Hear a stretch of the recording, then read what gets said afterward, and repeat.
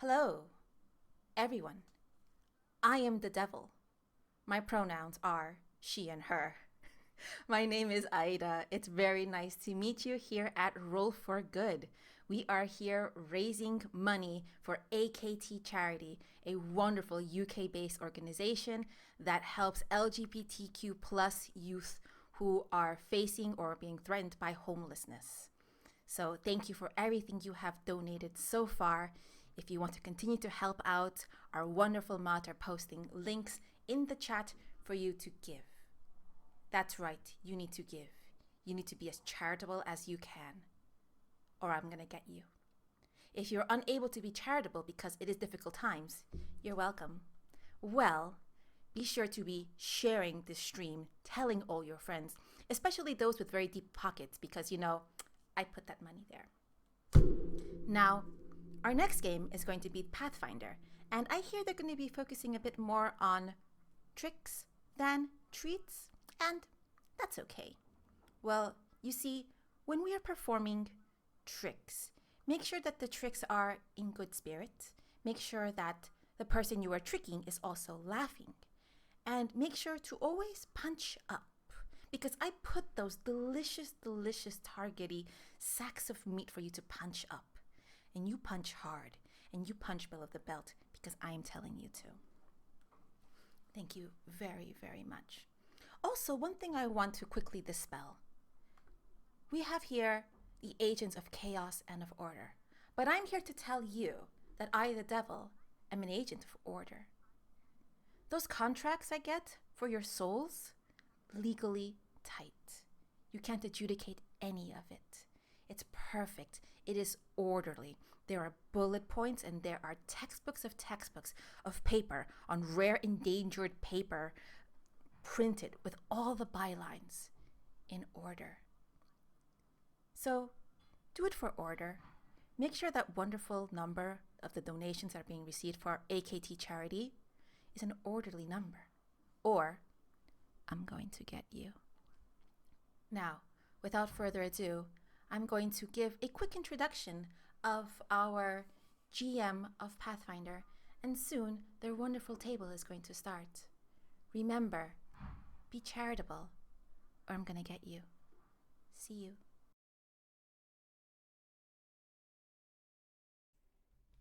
Hi, I'm Krifu Bernal.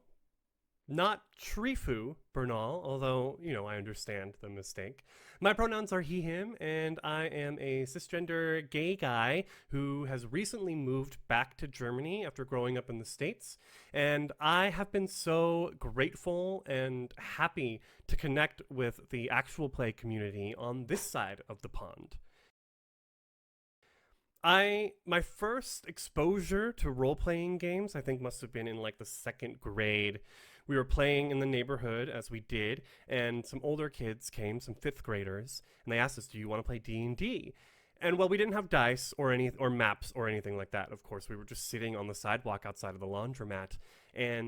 But I was sort of taken away by this strange experience of just asking questions and telling a story.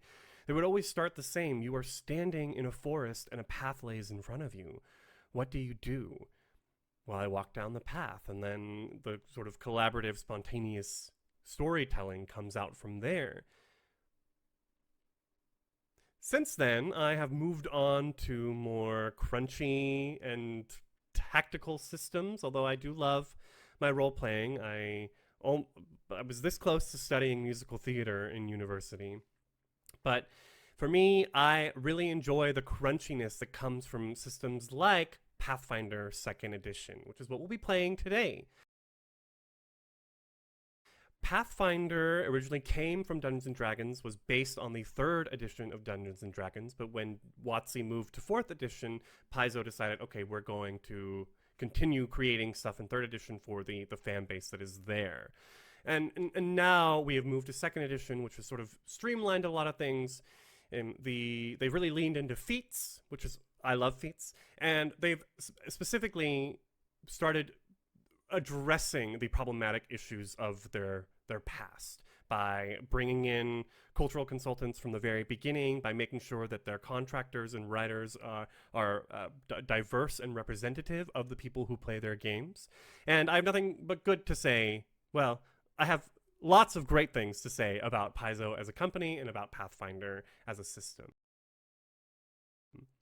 If you haven't played Pathfinder before, and you haven't played D&D before, because they are very similar, it is a D20 based system. That means that the majority of our rolls, of course, are going to be done with a 20-sided die. That means skills, saves, attacks, etc. While Pathfinder is renowned for being a crunchy game, my belief is that that crunchiness, that overt game design, allows a steadier footing between GM and players, helps the GM feel more like a player at the table and less like a game designer or, I don't know, the rules master. And really, they're more of an adjudicator, and it also falls onto the players to understand how the game works. No shade to people who only play D&D, but a lot of those people don't actually know how their game works. Hot take. Thanks for joining. I am very excited to be running my first stream on Roll for Good. I have been a part of the mod squad here for about a year and a half. I've been in 2 other charity streams as players, and every event is just so good. We raise money for great causes, and after every event, I always have more friends. The network of European actual players grows and expands after every single event, and there isn't any other organization in the European actual play scene that is doing stuff like that. So if this is your first time at Roll for Good, welcome. If you've come back, welcome back. We're happy to have you here, and we hope to see you again. Hi, everyone, and welcome to the Halloween Hijinks event. I am Krifu Bernal. My pronouns are he, him, and I'm super excited. That's 5 supers. To present what I think is the first Pathfinder game on Roll for Good, and what I know is the first game where everyone on screen is located in Germany. So, hallo und willkommen alle.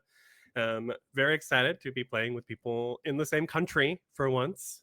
And yeah, before we go any further into today's event, let's go ahead and meet all of these wonderful people. I'm not just going to have some of them introduce themselves. No, only some of us, Krifu. Yeah. Anya, why don't you kick us off? Sure, you say that when I was in the different screen and I was muted. Anyway, hi, I'm Anya. My pronouns are she, her. I'm Lally on Cosplay Everywhere, and I'm very excited to be playing this. Who are you playing today? Can you give us like a brief blurb, a line or two? I am playing Nymilla Thistlefall. She is a halfling, and did I say that right? No, she's a gnome. I mixed the 2 up. She's a gnome, and very, very bubbly. Awesome. Let's go up to Nova. Hi, hello. Hi, I'm Nova. I use any neopronouns. Make some up if you don't know any. And yeah, I am going to be playing Gwen Aranar, who is a tiefling who's very passionate about books. A bookworm. Lovely. Yes. Let's go right over to Verva. Hi everyone, my name is Verva Valkea. My pronouns are he, they, and today I play Tinu, a summoner elf, and they're very, very in love with Jestercap. Okay, awesome, perfect. And of course we've got Jacob. Hi everyone, my name is Jacob Wolf-Lefton, and my pronouns are he, they, and I will be playing a little goblin firefighter named Petrichor, and their wolf companion named Mosspelt. Mosspelt. Okay, I love it. Yes, you've met our characters, and you've heard a reference to the holiday we're celebrating today. It's not Halloween. On the world of Golarion, they celebrate a holiday called Jestercap, which goes a little bit differently than the Earth Halloween. By the way, Golarion and Earth do technically exist in the same universe. You can get from one to the other. A little Pathfinder lore. You'll be getting a lot of Pathfinder lore today, actually. So, our adventure today takes place in the land of Taldor, sort of classical, democratic fantasy land. And we go to the edge of the Wildwood, to the gnomish town of Wispill. So, I imagine it's sort of as you're coming up to the tree line, there's sort of these rolling green hills. The weather has changed, the cold has started coming in. There are more darker days, the nights are longer, the clouds are heavier, hanging with gray, thick wetness as they occasionally pour down. And I wonder a lot what the architecture of this town looks like. It is gnomish.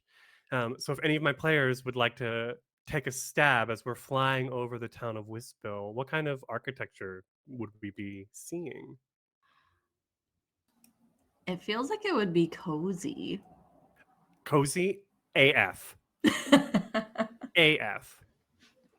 Definitely, because the season is changing, all of the decorations on the doors have changed overnight. You come out and it's like, oh, from summer flowers, now it's like autumn wreaths and pumpkins and all of the, all of the autumn stuff adorning Speckled everything. mushrooms. Oh. Lots of orange leaves everywhere. Any other notes we want to add about the town decor today? It's giving me, and I haven't seen this movie in ages, but it's giving me my memories of Halloween Town. Eternal autumn, basically. And as we fly over during the day, we can see the town on this Saturday is bustling. The people are all in costume, some silly, some scary. We can see various pranks happening throughout the day. And on Jestercap, the pranks, as our wonderful MC said earlier before our game started, are lighthearted and fun. The victim of the prank always ends up laughing along and enjoys is often in on the joke. And as it should be, Jestercap is a day for fun and laughter. Children go from door to door and collect sweets and prizes from their neighbors. And so as the sun begins to set, the people start slowly going home. Maybe some of the more adult groups come out and different types of costumes. Today's stream is PG-13, so we will not necessarily go. But yes, the adults like to have their own version of Jestercap fun on this evening. And our group in particular has big plans this evening.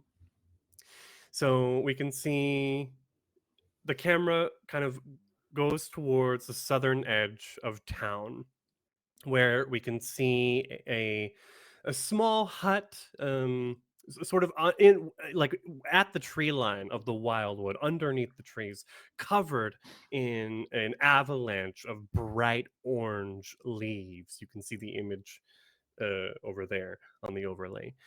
This is Prombia's house. And Prombia is a halfling woman. She has a sort of dark brown, darker tawny skin tone with like short brown hair that she keeps in a bob. She's sort of she's sweeping leaves off of the porch, which has been decorated in the Jestercap themes.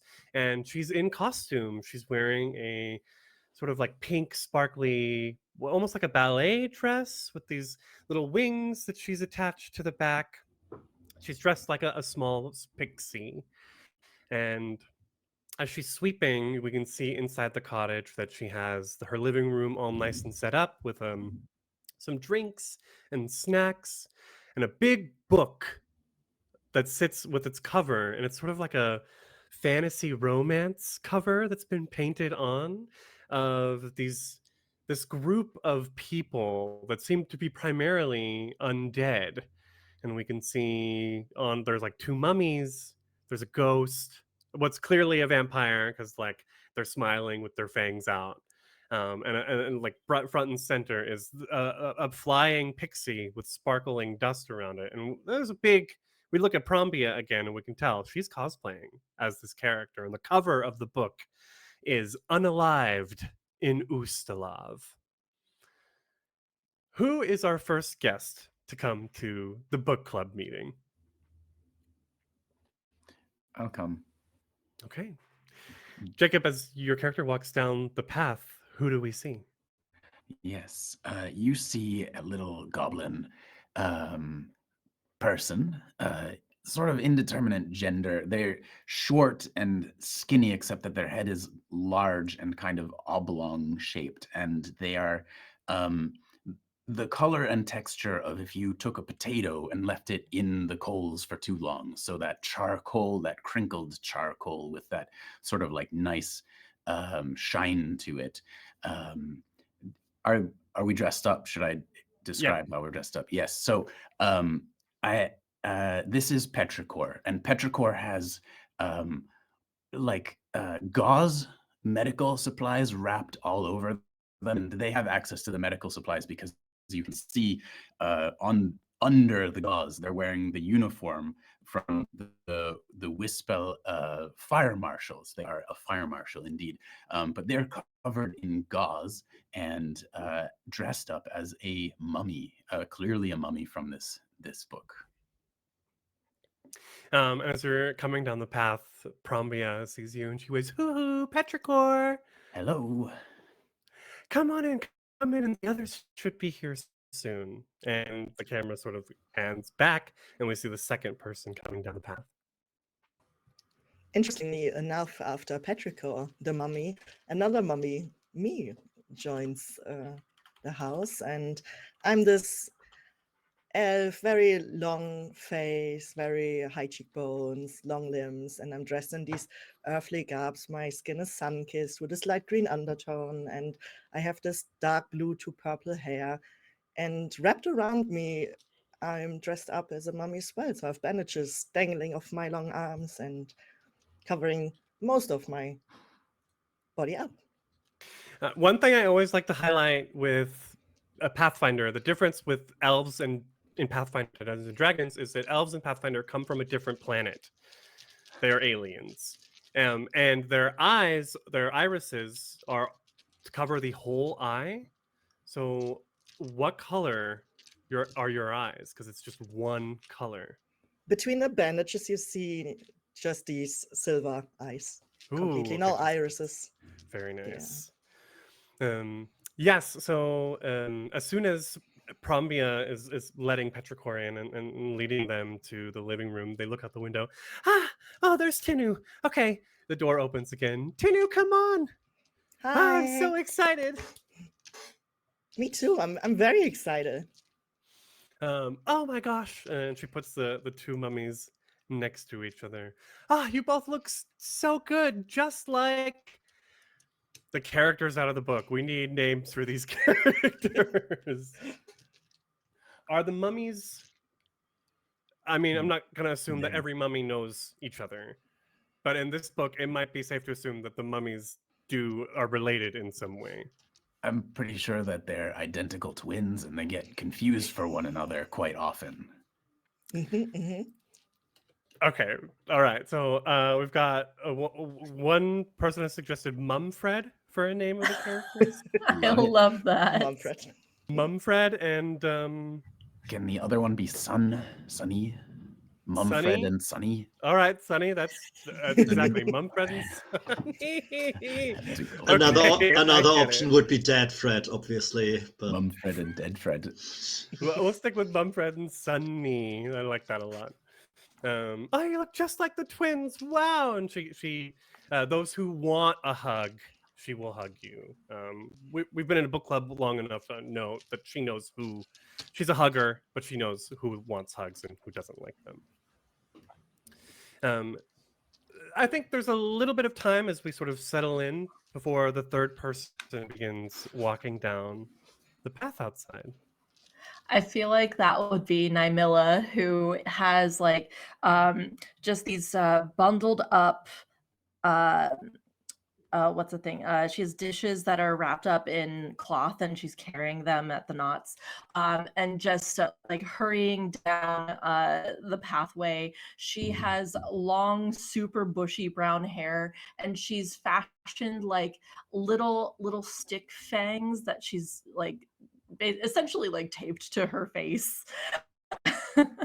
And she has a big black cloak with a high collar, and just is trundling along, and she just rushes up to the front. Oh, hi there. I brought pumpkin pies. They are fresh. I just made them this morning, and I just thought that they would be really, really good for our book club meeting today. Prombia. Oh, what a wonderful surprise. Oh, and your blank costume. What is we need a name for your vampire character. Oh, well, I just pulled up a name generator.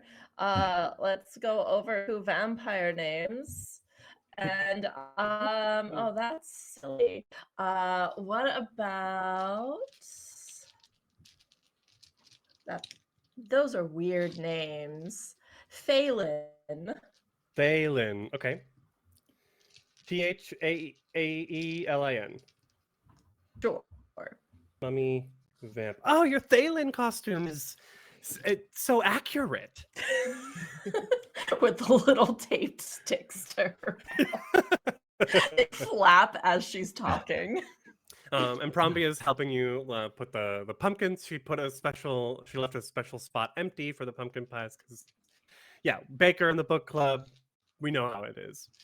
And as she's putting the pumpkins down through the open door at the pathway, and now the sun is like just at its last sort of rays as we see our last guest coming down the path.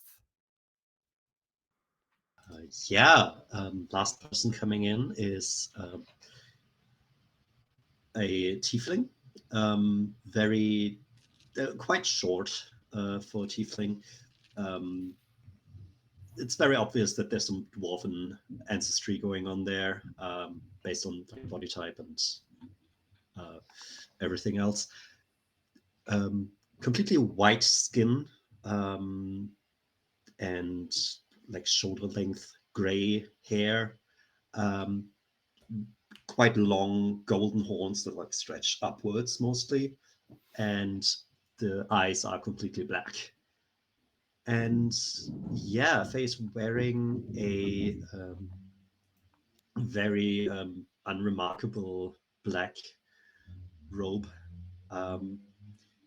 and also there's like something that looks a little bit like spider webs or wisps put over to make it look a little worn and dirtier than it is. Yeah, and Faye's running a little bit because Faye's also very aware of the fact that it's late. Yes, as Nova pointed out in Gwen is a dwarven tiefling.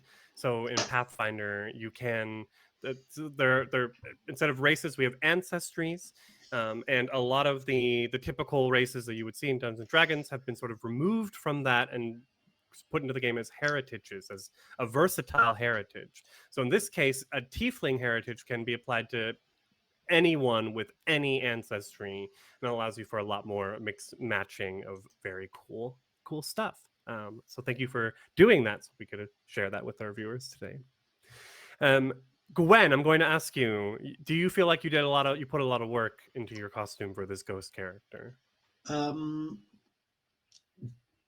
There could have been more. Okay. There definitely could have been more. It's not quite cut holes into a sheet ghost costume, but it's not very convincing. Oh, Gwen! Promia greets you at the door.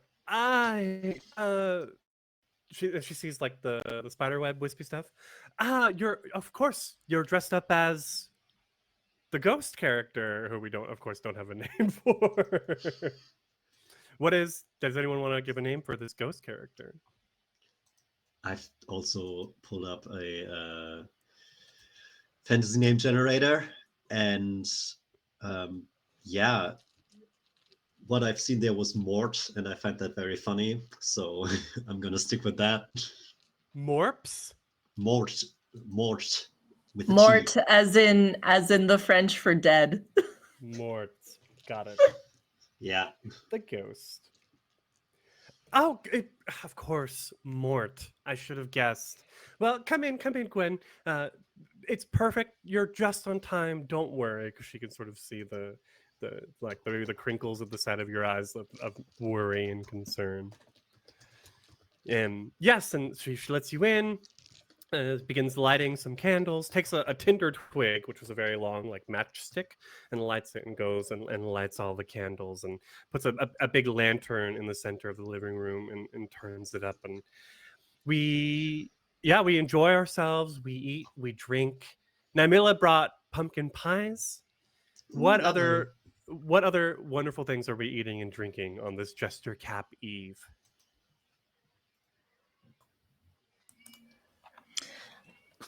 I feel like we would have just some kind of like ales or whatever beverage, but Naimila would like sneak in a little powder that just does a little poof when the first time someone tries to take a sip, and then it like dissipates. Okay, lovely. So it's like a little, like not quite glitter poof, but that kind of thing. Oh. Anyone else? I'm very sorry, I forgot. Reach into the pouch and pull out a block of like a package of goblin marshmallows for the hot beverages. Only the thing about goblin marshmallows is that they're much more rock-like than what you would expect, and so when you they don't really get soft. Oh, these are very hard. But tasty. Yes, crunchy. Big smile, teeth. Like just too big. Yes. I brought mummy muffins, and half of them look like petrichor, and the other half looks like me. And we look, and they look exactly the same. Yeah. They've had these Love it. little bandages from sugar coating and stuff. Naimila is absolutely chowing down on one of them and just goes, "Oh, you really need to share this recipe with me. It is so good." Yeah, I can absolutely do that. Like that's so important to me that we exchange stuff. Absolutely. Well, so I guess happy Jestercap, everyone. Thank you so much for being here as we finish our discussion on, she holds up the book, Unalived in Ustalav. Did everyone have a wonderful day today? Yes, it was relatively quiet as things go in the town, which is a blessing, I guess, on a day like this. Did you not celebrate today, Petrichor, or were you working? We worked, and there were a couple of prank calls, you know. Oh no, my imp is stuck up in the tree, and then having to deal with this. But it's actually just, somebody's cat with, they've put an imp wings and horns on it. And Oh, that's a good one. I haven't heard of that prank before. yes. Someone rearranged my pumpkin patch and just flipped the direction that they were sitting in the pumpkin patch. It was very strange, but Odd. That feels like a lot of work for someone to go through. right? Not that much happening for me. Library was very slow day today. Most people get their stuff in order in the days before. Oh, we had the weirdest prank. Someone had illusory fire powder, which makes it look like something is on fire. The problem is that it's a powder, so like if you interact with it, it gets on you, and then you look like you're on fire. And for about 3 hours this morning, everyone in the department looked like they were on fire.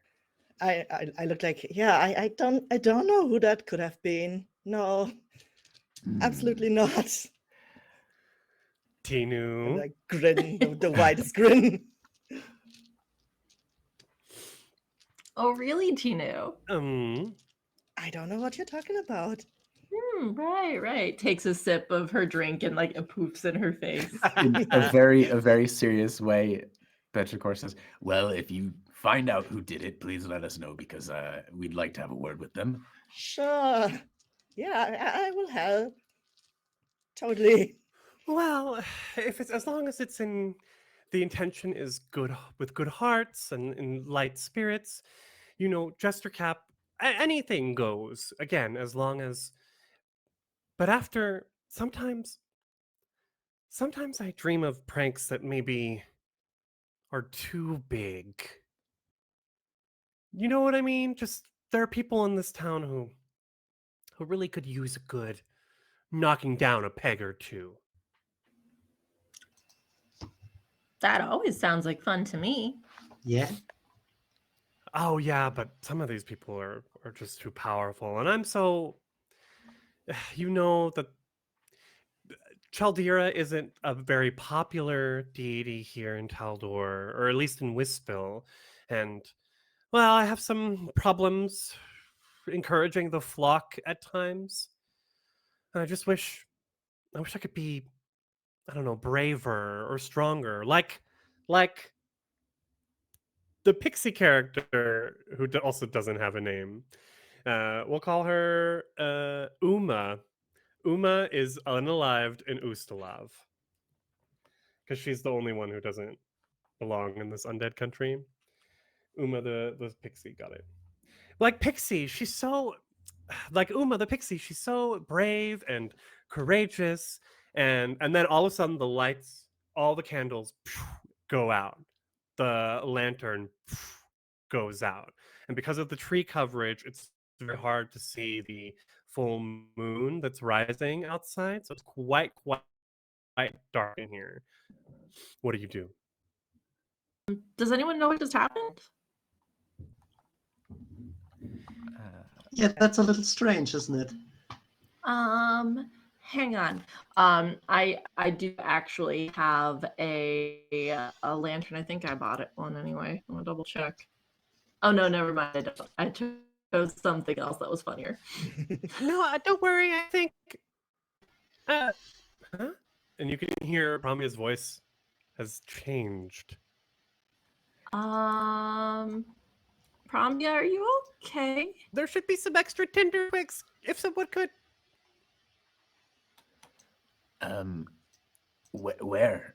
If we have You. dark vision, can we see in this? Oh, if you've got dark vision. Yeah. Yeah. Who's got dark vision? I should have asked that first. Okay. I mean, So I you don't two know. can see, and you immediately see. You look to where Prombia was sitting, and she's not there anymore. But actually, she's tiny now. She's a lot smaller than she was before. And you look around the group, and you see everyone else has changed too. Okay. Prombia, where's your Tinder sticks? I'm sorry. This is if this is a prank. You're able to find the tinder twigs, and you light the lantern and pull up the light, and all of a sudden you can tell you've all changed. You look like different people, sort of. You look like the people you're cosplaying as, but for real.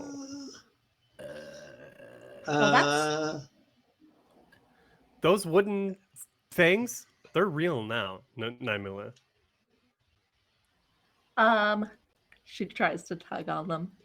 When you realize you're floating on the couch. This is what just happened? Well, I think I can explain. And in the corner of the room is a 12-foot tall rag doll. And if our lovely producer in the sky could switch to the next image, you can see this rag doll there.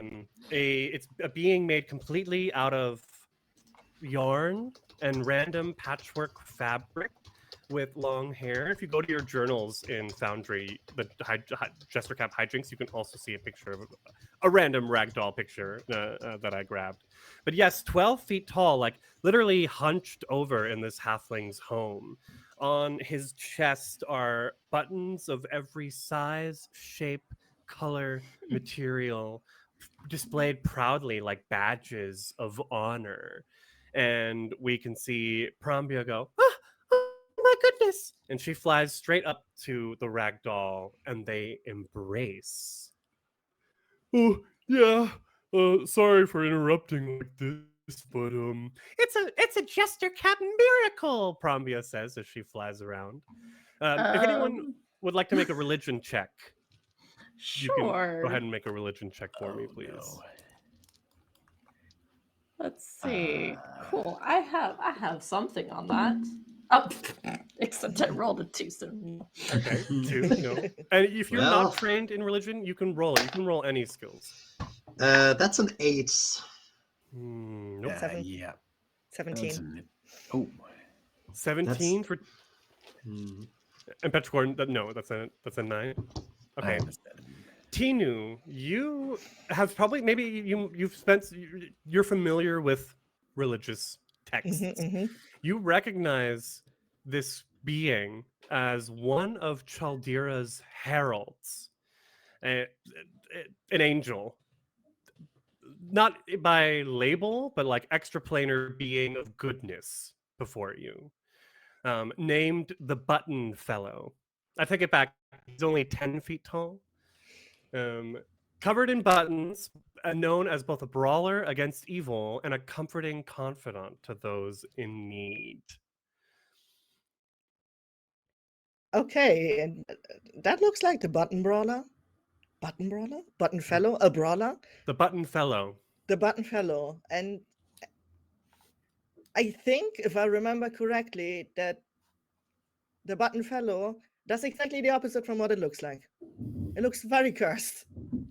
But it's, no offense, but I think it's actually really helpful. Oh, gee, don't worry. I get that one a lot. No. And it sort of like hunches over and like sits down cross-legged at the end of this coffee table where you all are on the couch. Yeah, well, I'm here to say that Prombia Chaldira heard your prayers. Yeah. She did? Yep. And I'm here to give you all the ability to make your Jestercap prank dreams come true. Prank dreams. First I need a moisturizer for the skin. You need a tailor. Am I dead? Well, technically, yeah. Well, I guess undead, technically. I don't particularly want to be a vampire. That wasn't a request that I had. Well, yeah, I'm sorry. I didn't pray for this to happen. Prombia's sort of like flying like around, like looking at everyone. Well, yeah, I mean, but you sort of got to work with what you got, right?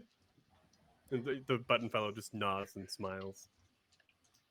Button fellow, what did you pray for? Well, Prombia wanted the power to prank her enemies, or the people who deserve it, and that's what I'm here to do, to help. And well, yeah, you're all here. You've been drafted.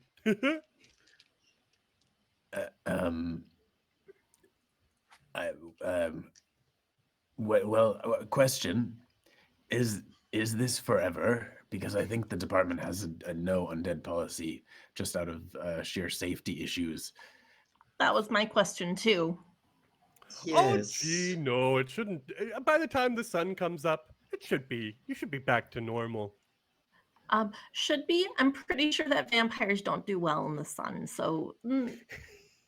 Well, That's fine. I can hold my bandages over you if that helps.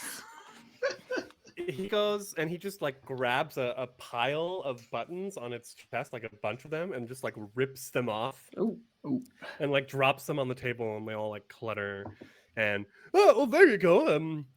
That's my promise to make sure you will be turned back to normal in the morning, if you want. Okay. Yes, I would like to not be a ghost forever.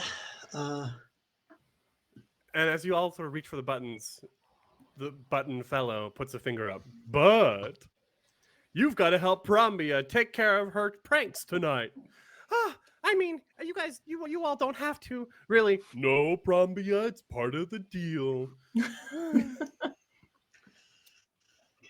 I mean, I'm game. I don't want to be a vampire forever. And she just goes and grabs one of the shiniest looking buttons. I'll just take a big sweep of buttons. Well, Tinu, Gwen, will you help me? Yeah, sure. I'm gonna pick some buttons up. I at least try, I guess. First few attempts just just phases through. This is difficult. I can take one for you.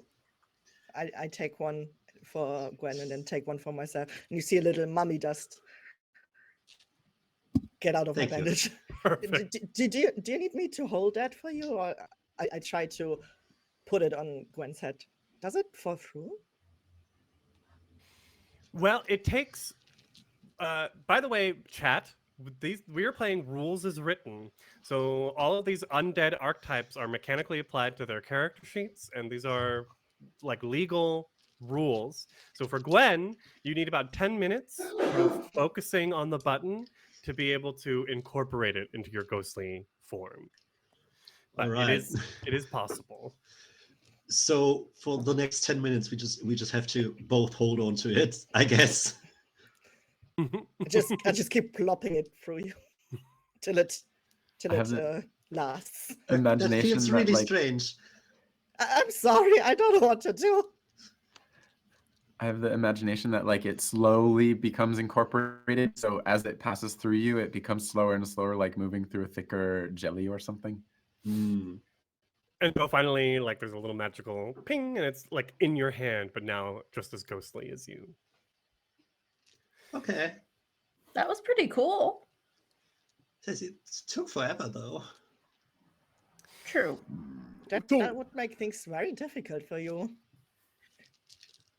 So Yeah. with these buttons, you can do a couple of different things with them. And we're gonna fall out of character for a little bit. So in today's stream, as donations are made by our chat and our viewers, they will be making donations to help you or hinder you, giving you a hero point, which will allow you to re-roll, or giving you a villain point, which will force you to re-roll. Trick or a treat. In addition, for every 20 pounds that gets donated, so if you buy 4 tricks, 4 treats, 2 tricks, and 2 treats, that will add an extra enemy to the final battle. An additional cutie patootie pumpkin patch baddie. So, chat, the more you donate, the more cutie patootie pumpkin patch baddies there might be at the end of this stream. So I keep may that have in already given us one. mind. Yes. I'll be checking during intermission to see how much has been donated and go from there. Let's make that battle wild, everyone. All right, I'll leave you to it. Don't forget, you can call the buttons for my aid. And just like literally, there's not even a flash or like any sort of PowerPoint magic that happens. The button fellow is just gone. Blink, blink, rub, rub. Well, that was interesting. And definitely real. We're all still polymorphed. You sound don't sound so happy about it. I mean, she goes over to like the table and tries to pick up a fork for the pie, and it's like she's holding it up. It's just kind of hard to do things in this. I'm so tiny. Do Are you able to fly normally, or do you need a ride?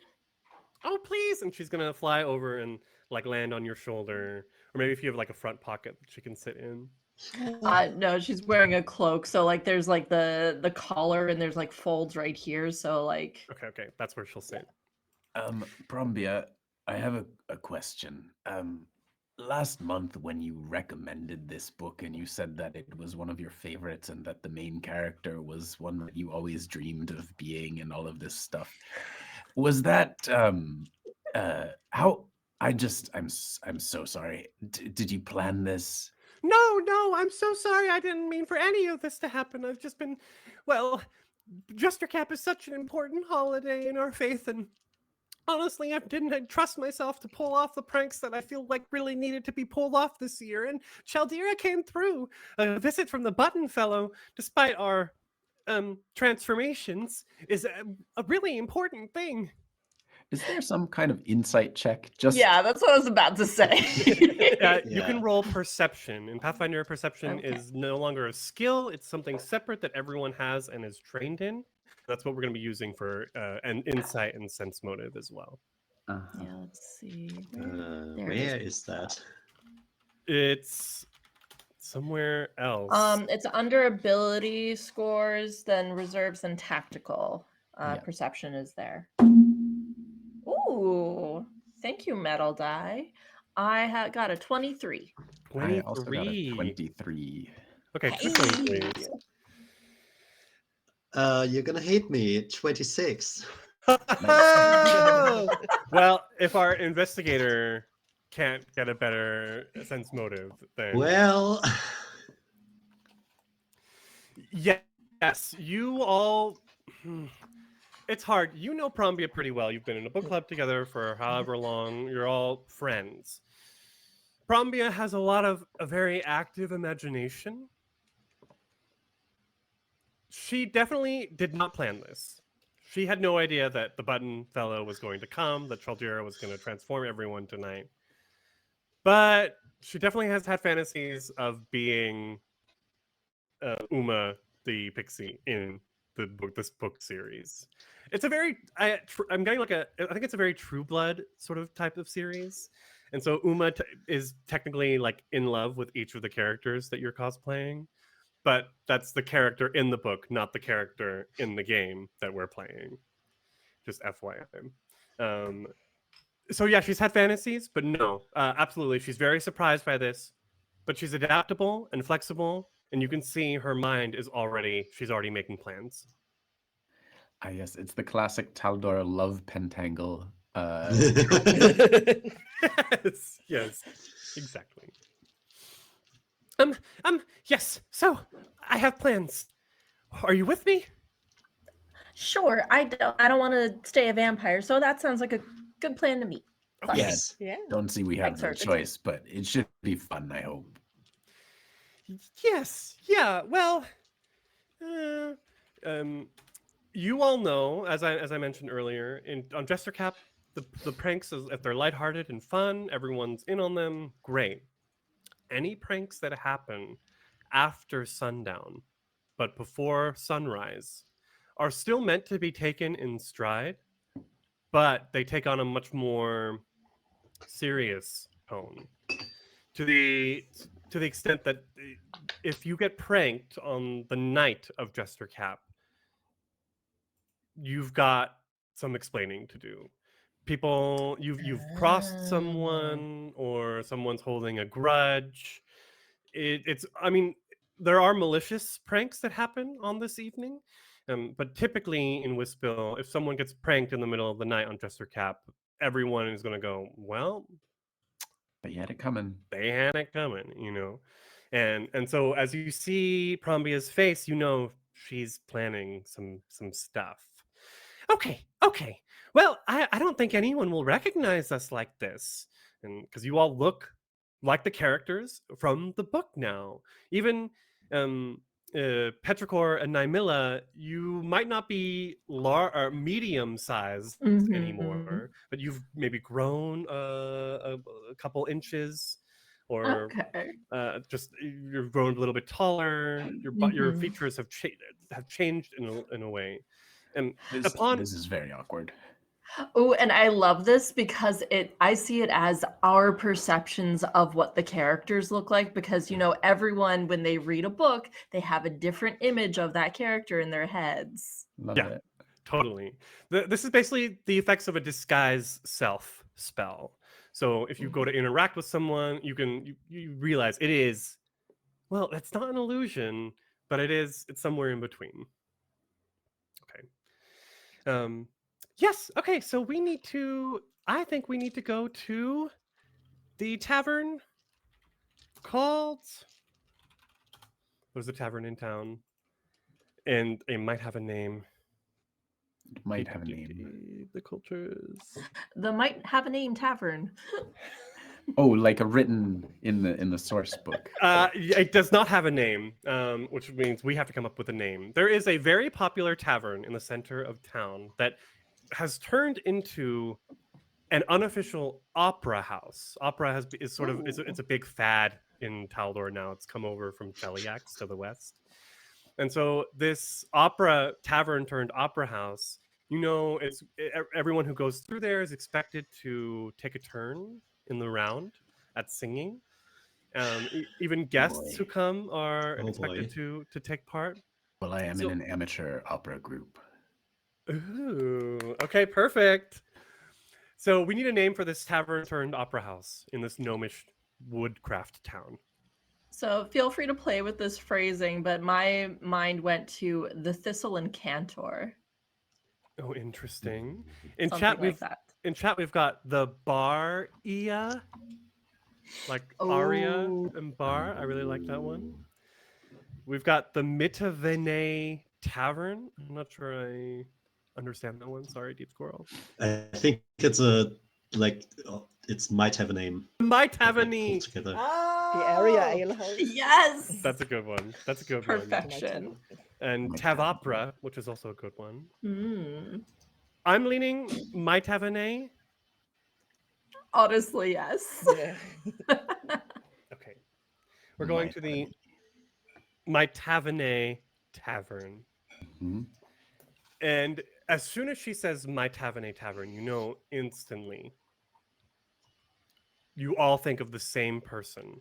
A gnomish man who has sort of taken up residence, as it were. He is always there every night. He's at the head table, and he's basically he is an amateur opera singer, but thinks he is so much better than he actually is, and believes and treats people that way, patronizes and condescends to them. This gnome is named Devo Ray Dumond.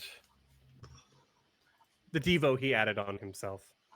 I was going to say he sounds like a snooty kind of guy. Why would Mhm. why would he do that? So as soon as she says that, and you can see in her eyes, what do you think? Ooh, I have ideas. Has I ask Meta, has Devo Ray Dumond, has he affected any one of you? Has he crossed your paths? Do you hold grudges against this gnomish Devo? Well, being a gnome, I feel like he made some kind of rude comment to Nymilla about her height being so much shorter than him, and also made some offhand comment about her pies one time that she did not take a liking to. Oh my god. How dare he? How dare. He wanted to do some piece of pyrotechnics on stage in his amateur opera, and we at the Fire Wardens did not give it the safety clearance, and he went around us to someone in the mayor's office and went over our head and got clearance for it anyway, and it caused a little fire. What about putting the town's safety at risk there? Anyone else? He swapped over our gross important musical sheets for some really, really awful and lackluster music that he composes. And it was a very important play for a very important festivity, and music and culture is very important to us. And he completely ruined it. That Devo, that Redumond.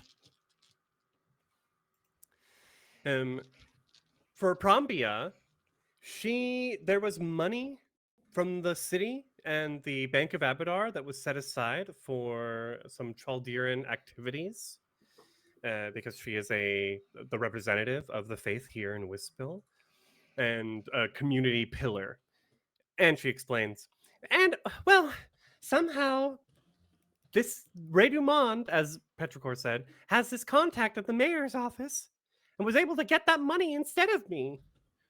So I've got two people on my list tonight. Not just Ray Dumond, but banker Lionel Prush, who was in on this whole thing.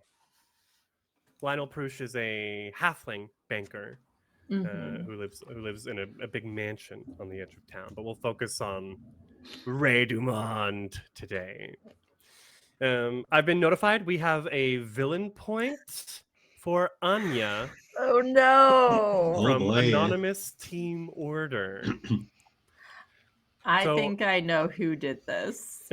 So Anya, on your next roll, you will have disadvantage. Okay. Or, sorry, Pathfinder, misfortune. Misfortune. Okay. Okay, so keep that in mind. Okay, well, of course, we know where La Divo, Ray Dumont will be. He's at the My Tavani Tavern. And I have just the prank for him. Do tell. Let's make our way there. So we step out into the streets of Wispil.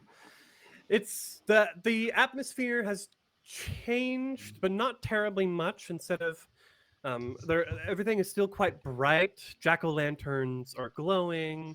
Lanterns are set up to light the way. Most of the young children have gone to bed or are safe at home, eating their candy and sweets. You do spot groups of teens who are sort of wandering around.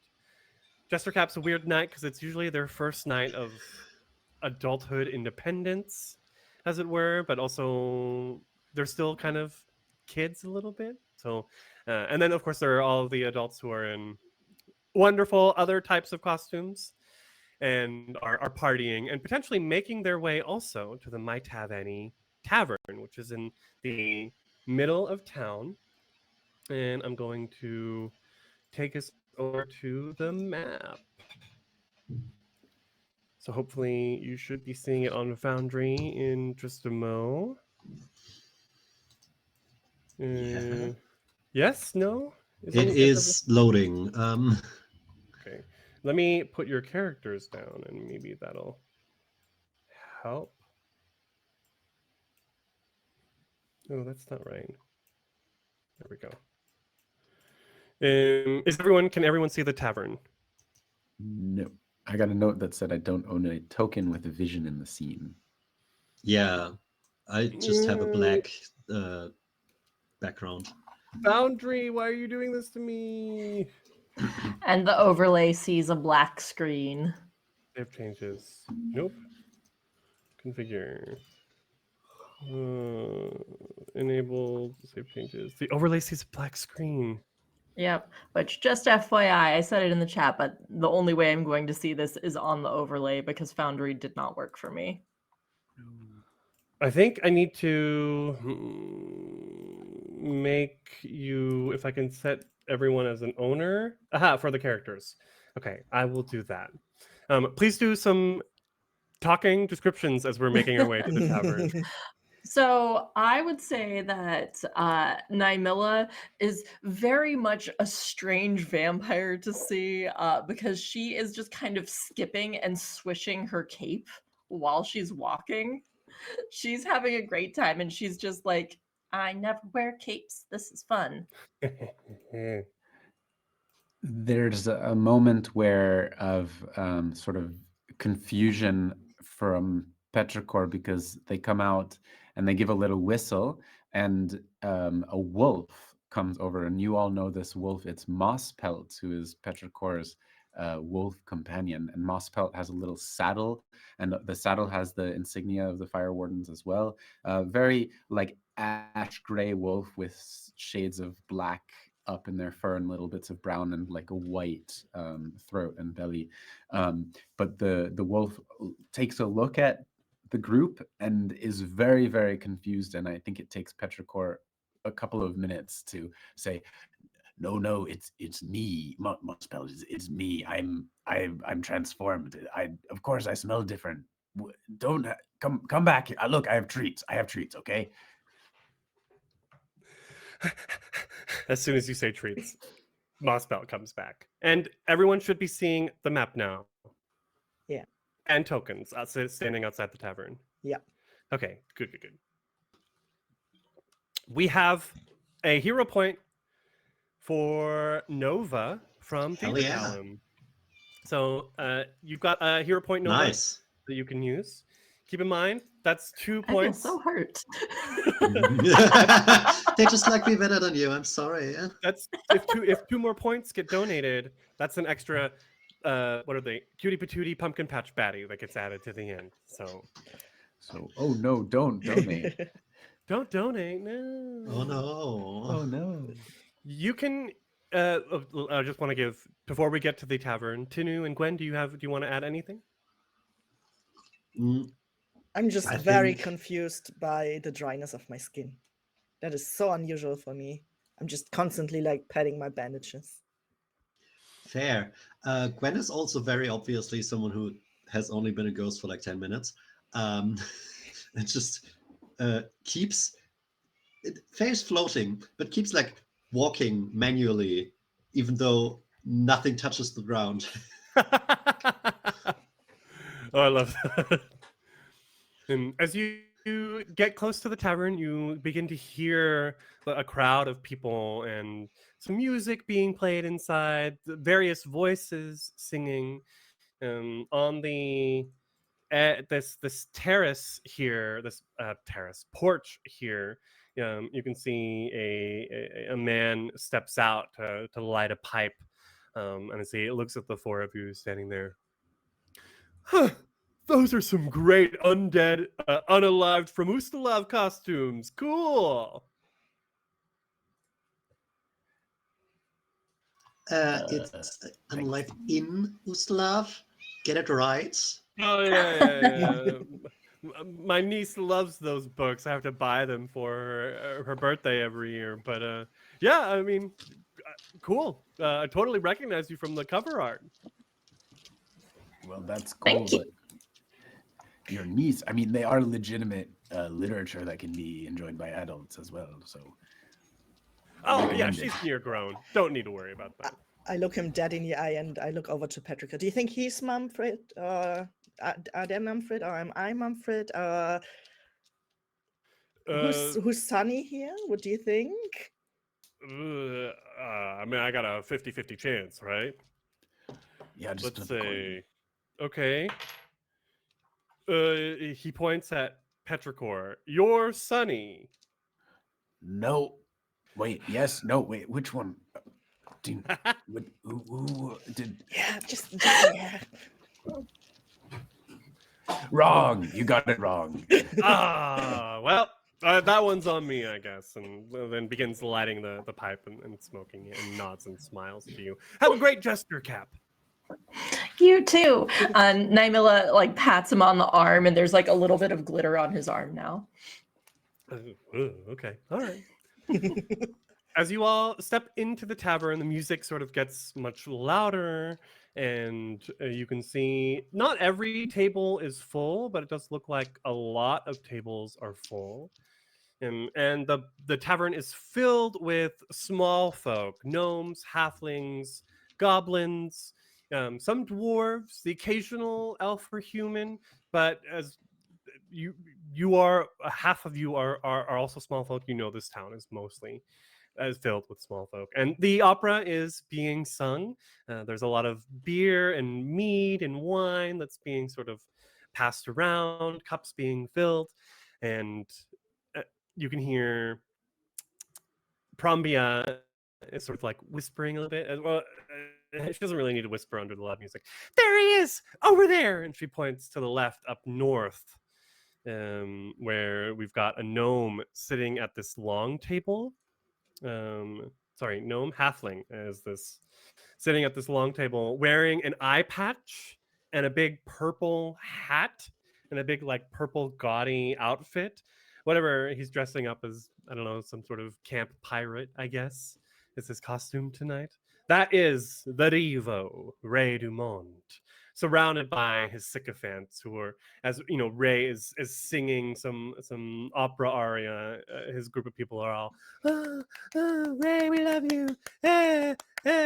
And you can hear Promio go, they're all just lying, trying to get into his good graces. Nobody, I can't imagine that he's actually nice enough to keep any real friends. Oh, they just want to have like his good fortune. So. All right, let's grab a table. Okay. So you all sit down, drinks get served, and she says, "Okay, what do you think we should do? I have a couple ideas, but I want to hear your ideas." Do you think? Go ahead.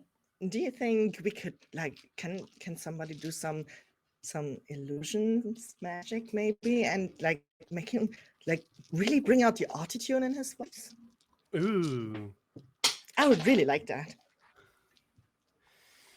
Well, I don't have too much magic available to me. I don't know if I have anything quite like that. I have elemental powers because I am what's the thing called? A phytokineticist. A woodbender. Yeah. Which there's a wooden stage. Right? Yeah, his long table is on top of the wooden stage. Mm-hmm. Oh, what do you want to do? Well, I could be mean, or I could do something not so mean. Well, we don't want to be mean. Yeah. But also, we see then, like, as he's turning, a waiter, like you turn over, a waiter is coming up to Ray Dumont, who's dressed up as Captain Pavrati, the famous opera pirate. Thank you for that.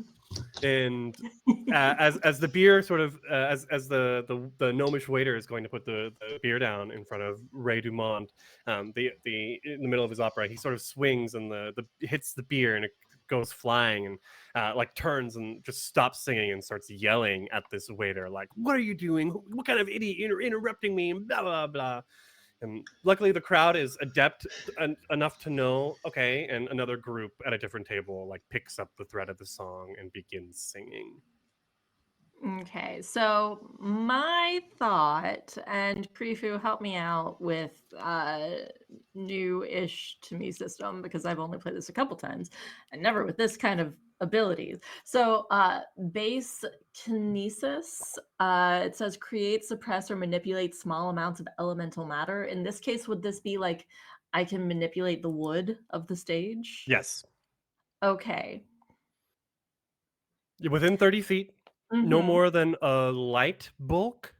Okay. So less than, trying to think of something that has one bulk. Like daggers have a light bulk. I think a crossbow has like a one bulk. Okay, so like my thought was to make some part of the stage that he's on while he's singing just ripple so that he kind of trips a little bit and like maybe falls over, maybe has to like stop himself singing, whatever, just to make a fool out of him, basically. Love it.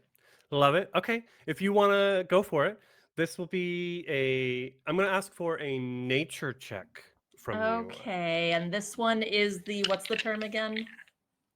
Oh, you have a misfortune applied to this. I have a misfortune.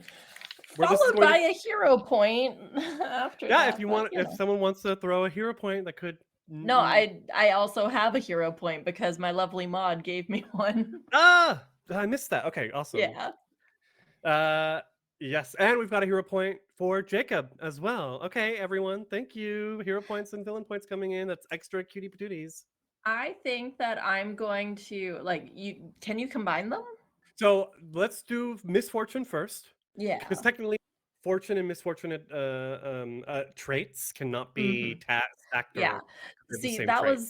that was my thought because I was going to say I don't want to combine them if they can be combined. I want this misfortune Okay. because let's see how the dice roll. And this is going to be against his athletics DC. So we take his bonus in athletics and add 10 to it, and that's what the difficulty is.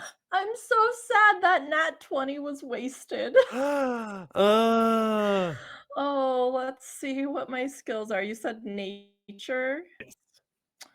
That's a 13. A 13, he has a very low athletics, so that is just enough for a success. Not a critical success, but enough. As he's arguing, he's standing on he's standing on his chair with one boot on the table, which like Mhm. rude. People eat there. Yeah. And he's sort of yelling at this waiter. Describe what happens. So, one foot up on the chair, the other foot that's planted, there's just like this wave of wood underneath him, and it's like a rocking of water almost is what it looks like as he just kind of gets knocked off course, and we'll see if like he can catch himself or whatever, but the idea is like knocking him to the ground. He can't because you beat his athletics. Okay. So the chair like starts wobbling, and the waiter takes a step back. His groupies look concerned, and he falls backwards. Did he have an ale in his hand that can splash full on in his face? Absolutely, he did. Of course, he did. Um, how does the crowd react to this? Anyone can chime in. Good, yes. Are they worried? Are they concerned? Are they? Did we laugh? I think Petrichor is primed for the pranking and the like humiliating, and so just jumps up on the chair, not knowing, like, not with the image of them being a taller mummy figure, but they just start laughing, just uproariously cackling and pointing in the direction.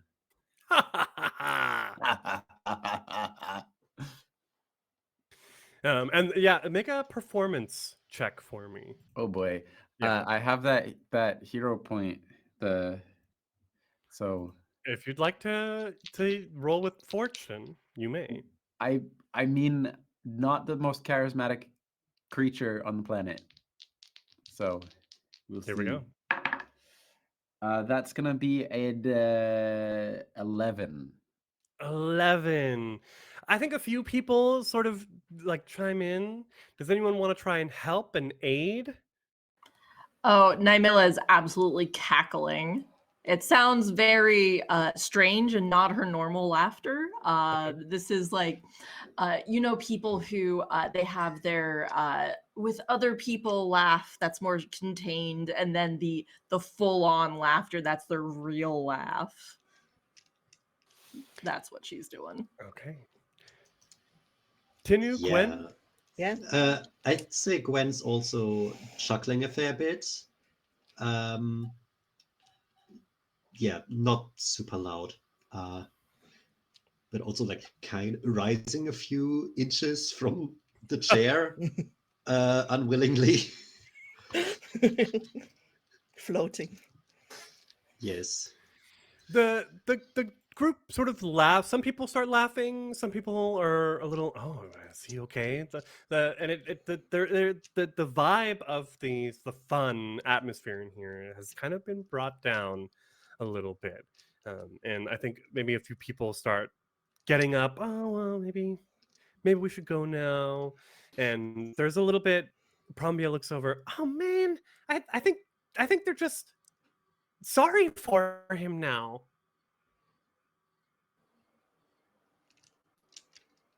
I mean, he deserved it. He deserved it, but I mean, I thought more people would be laughing. Petrichor says a little too loud. Well, he is a pretty sorry fellow. And at that, like a few people around who maybe are listening start laughing a little bit.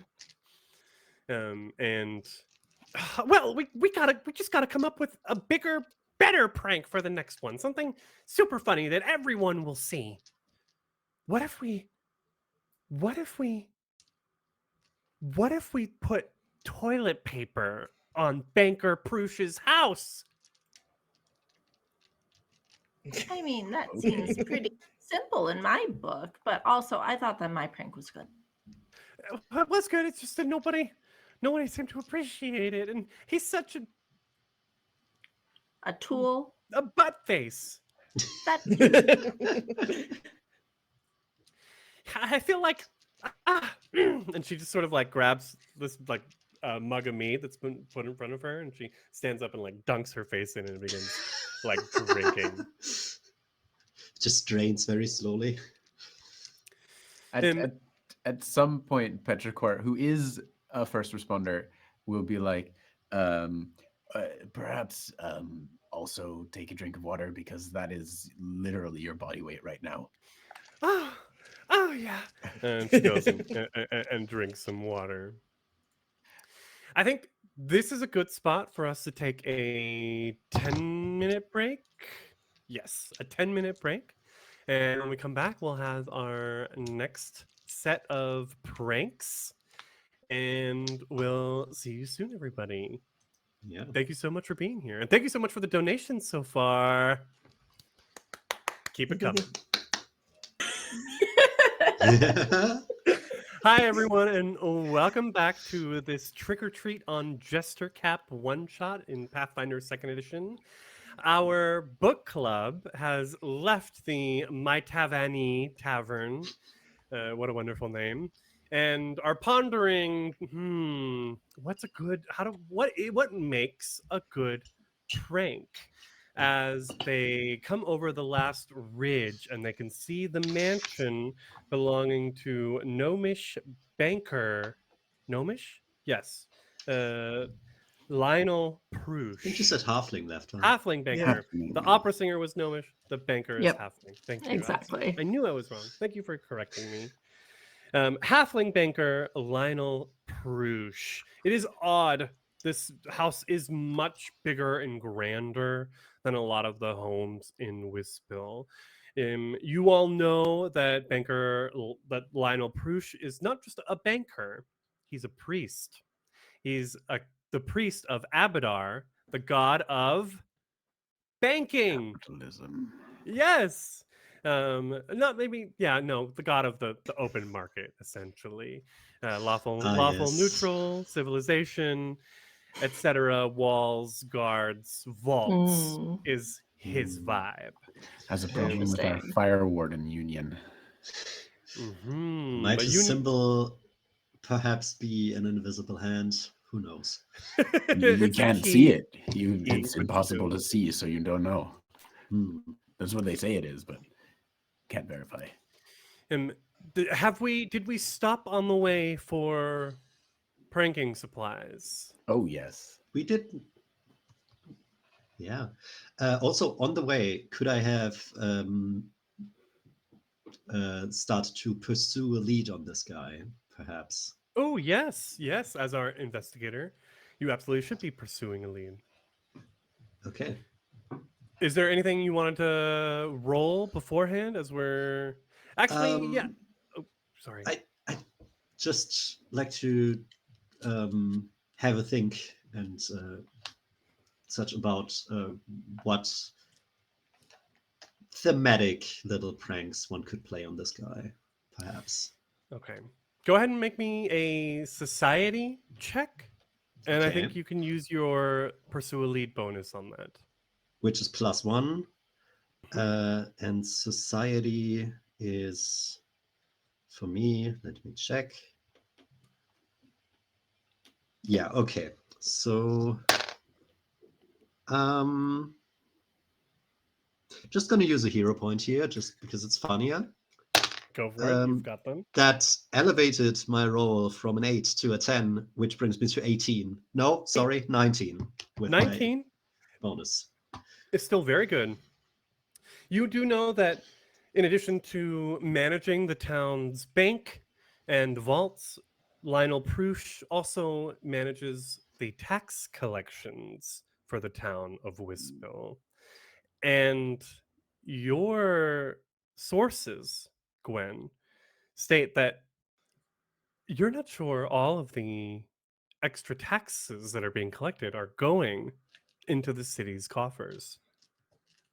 I mean, yeah, the library funding has been very lackluster. And yet, banker Lionel Prush's home keeps getting larger and larger. I have a question. Being from the fire marshal's department, am I aware of building permits and or floor plans being submitted?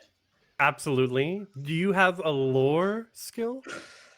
It's not an applicable lore skill What's in what's any your way. lore skill in? Plane of fire lore. Okay, we'll pretend that's about fire like martial stuff. Okay. Your sources say that Lionel Prush is not honest and has been stealing from the town. What he's doing with the money, who knows? Who knows? But you can see the house before you.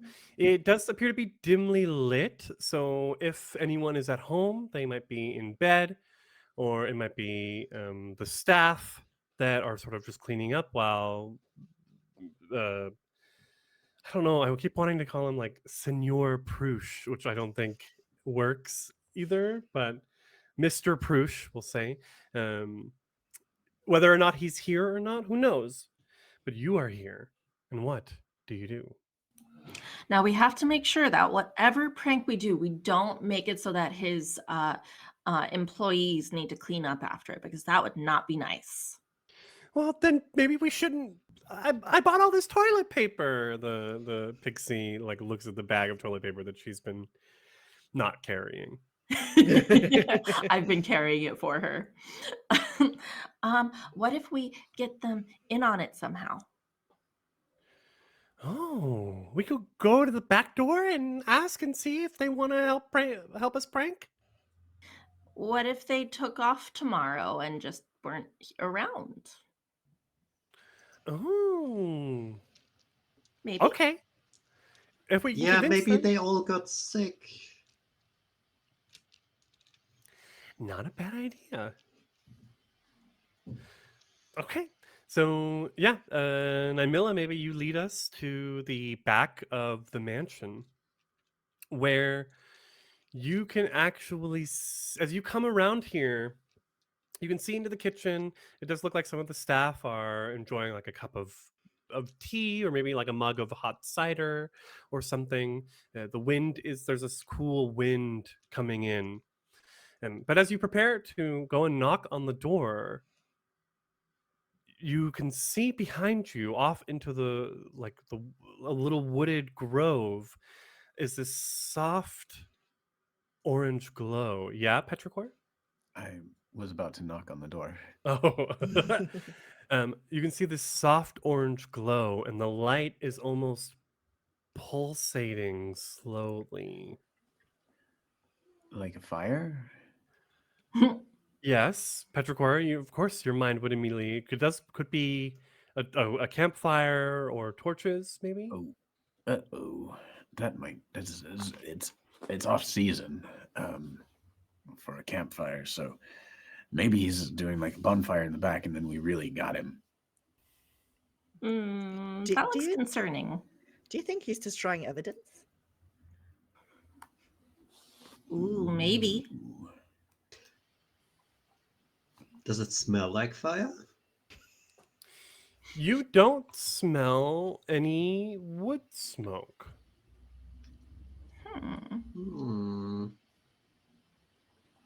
All for going to check it out? I guess, yeah, we can come back here. We have until sunrise, so. Okay. Let's do it. Let's go. Prombia huddles herself in the cloak around Naimila's collar. Okay. So As you begin making your way over to this grove, you can see a pumpkin patch. Should we be stealthy about this? Good question. Probably. I would like to stealth.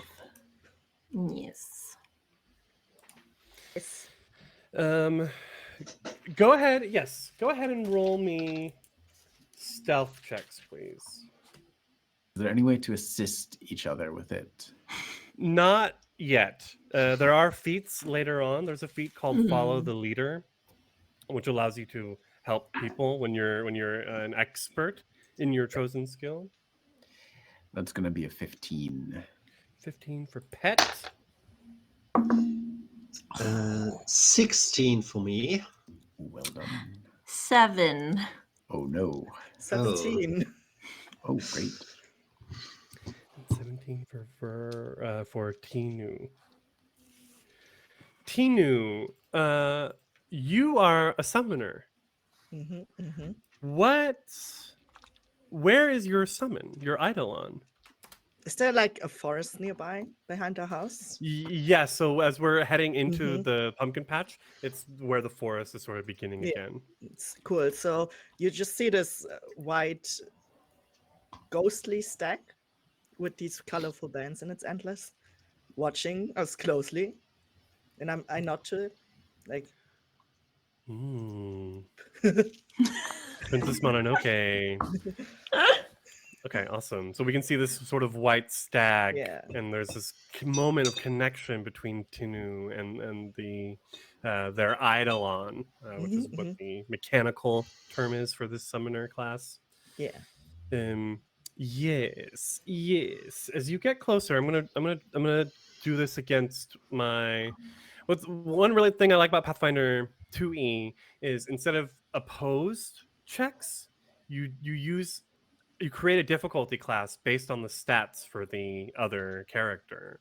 So in this case, I'm going to create, which in D&D we have for passive perception. Pathfinder, we would refer to it as perception DC. So I'm going to take the perception bonuses of these whoever might be here and add 10 to them, and that is the difficulty class.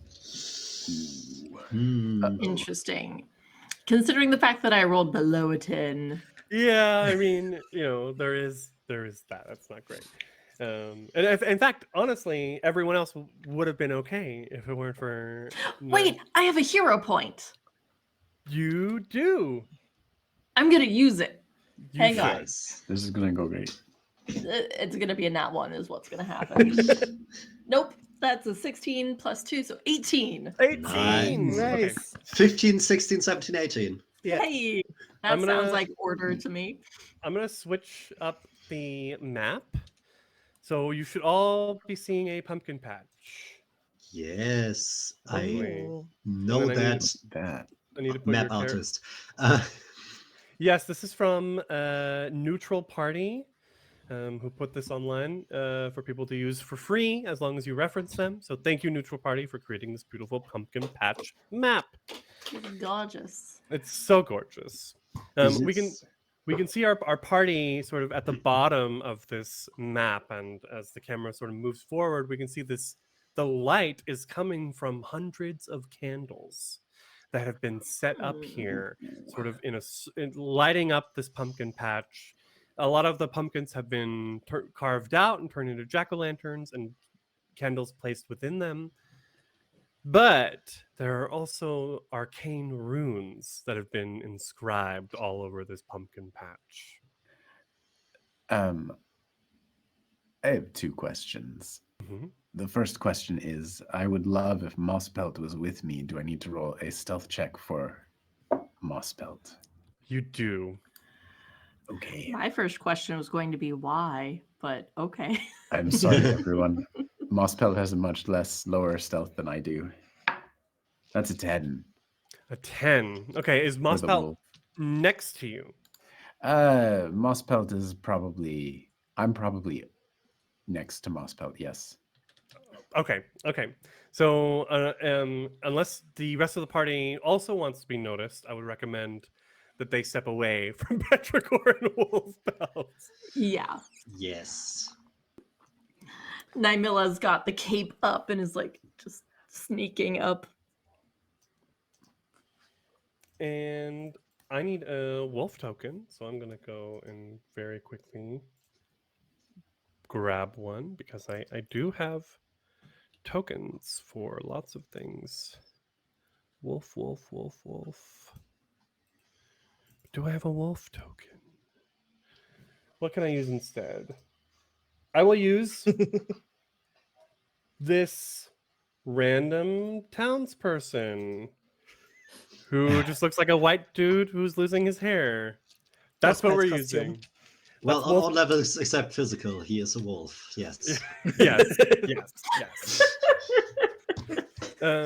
So Wolfpelt unfortunately was noticed. So I think Wolfpelt like jumps up on this ridge here that you're sort of hunkered behind. Yeah. P for Petrichor. Yes. So that was Gwen that was over there. Okay, good. And as Wolfpelt jumps up, the people who are in this pumpkin patch turn and immediately spot him, and they see Petrichor sort of hiding behind the ridge. There are four. Scramble up too. There are four figures in this pumpkin patch, and two of them are teenagers. We have a teenage dwarven, a teenage dwarf, and a teenage halfling, both young women, girls, even because they're minors, and they're you can tell they're the ones who have been lighting these candles and scribing these runes. They're all dressed in black. They've got like lots of sort of gaudy witchy jewelry on, like fishnet gloves with the fingers cut out, heavy eyeliner. The dwarf teen's eyebrows are way too blocked out, way too dark. Just these teens are trying super hard, and as soon as they see you, the dwarven teen says, "Hey, who goes there?" Hello, teenagers. As you know, it's been a relatively dry summer, and I'm concerned about all of these candles that you're lighting in the autumn pumpkin patch. The ground has not rained for a week. Do you understand the risk that you're taking, kids? Yo. Hello, fellow teenagers. Patrick, But- down with the cool kids. The halfling teen nods, and she's like, "Oh yeah, we totally understand what risks we're taking." And they both like try to look really badass. It would be a terrible shame if something bad were to happen. Yeah, I was just thinking that. And she claps her hands, and these two small pumpkins like roll out of the patch and towards you. I say small, they're the same size as you are, which to you would be big ass pumpkins. And we only have 2 extra pumpkin patch baddies that have been added to the table. So these 2 are our extras in this encounter. If any more Okay. pumpkin patch baddies would like to be added, you can throw hero points and villain points. Won't add any more baddies at this point. But for every 20 pounds that gets donated during this the encounter, more pumpkin patch baddies will sprout. So keep them coming, pretty please. Hero point for Verva just came in. Don't forget that hero point as we Yeah. move forward. Who would recognize these teens? Who's busy enough in town that would recognize these teens? I guess I would, because I have this in my mind that I help with the Jestercap preparations all the time. And cool gothic baby bats like that obviously would be there. Yes, so these 2 were forced to be there by their parents. Hmm. You recognize the dwarven teen. Her name is Ba, Bha. and the halfling teen, her name is Yulu. And yeah, very gothic. They sort of sit in the back and scoff a lot. You've caught them once or twice smoking cigarettes, like away from where the group is supposed to be. Very much unhappy and unwilling to like participate in group stuff. But the three of you are hidden. Are hidden people. What are you doing as Petrichor is engaging with the teens?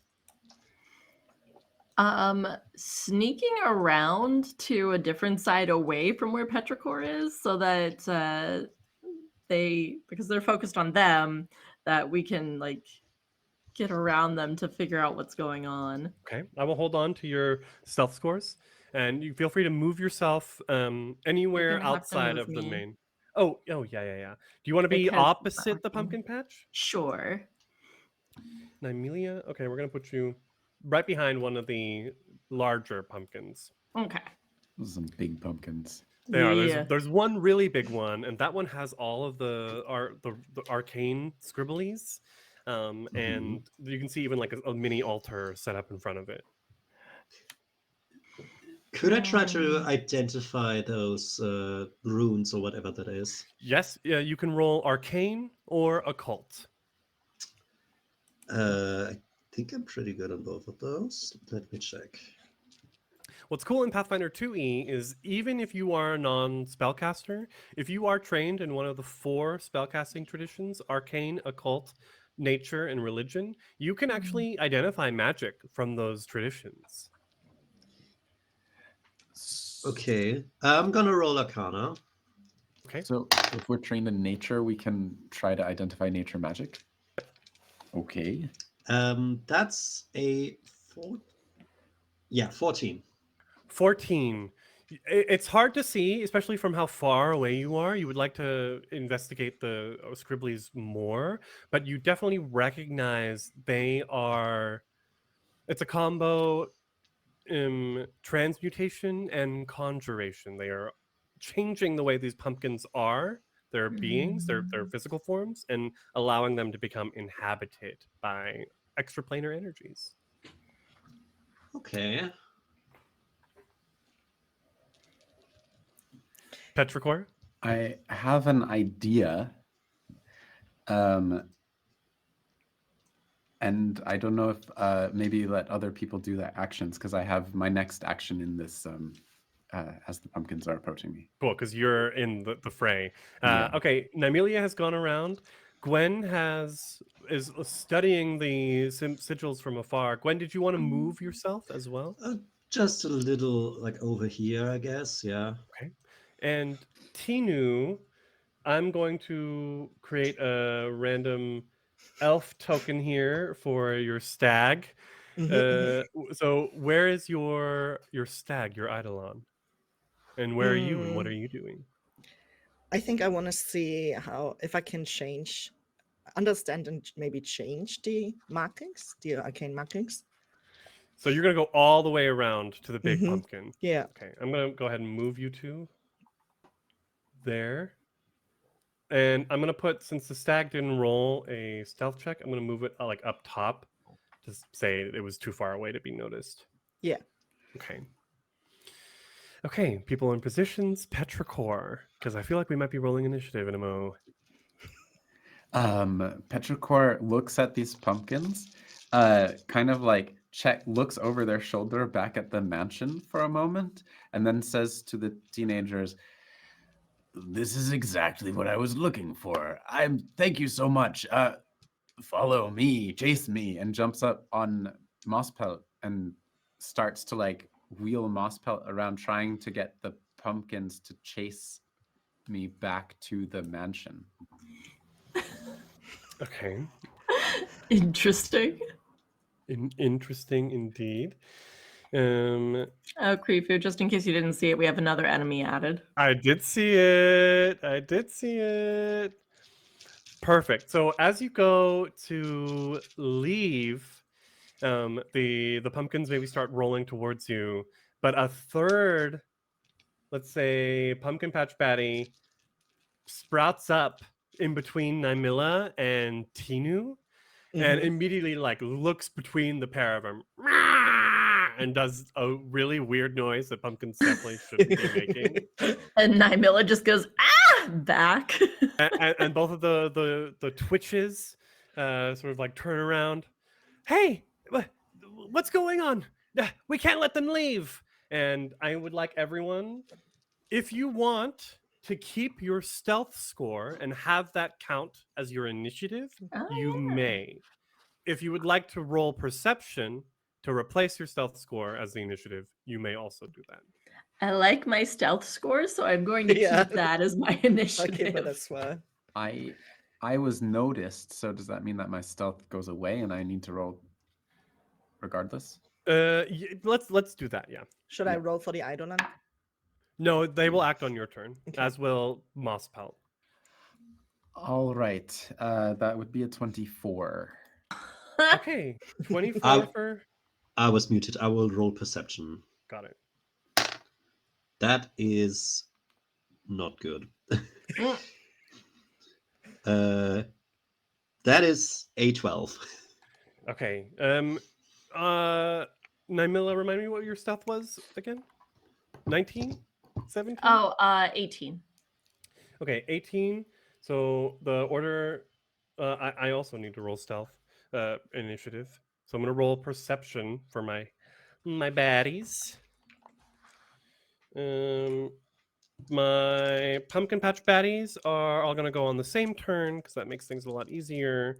So they're gonna go on turn 22. That was a natural 20. Wow. PP. And then my twitches. Oops, that's a 12-sided. Twitches. I love it. Mm-hmm. I got another natural 20. So Yulu, the halfling. I mean, use them all up now, I guess. Yeah. Right? Yeah, and then you won't have sure. any of them for the fight. Yulu will have a. She's gonna go first with a 25. Dang. Dang. And Ba will go with a 16. She will go last. Ba. Okay. Initiative starts with those yelpings. Initiative has begun, and we see Yulu. Yulu, who I have character sheets for her. I have set that all up in here. Perfect. She's gonna start off with. Ooh, yeah. She's going to start off with a little pumpkin song. So in Pathfinder 2E, we have everyone gets 3 actions. So striding, moving is an action. Striking is an action. You can strike 3 times in one round if you want to. Some spells cost between 1, 2, or 3 actions. And in this case, this pumpkin song counts as 1 action. So she is going to sort of step up between the 2 pumpkins that are menacing, Petrichor and Mosspelt. And she starts singing, you are stupid, and trying to distract you with this song. So she's going to make a performance check against the will DC of Petrichor and Mosspelt. So you're going to look for your will save and add 10 to that to get the DC. Okay.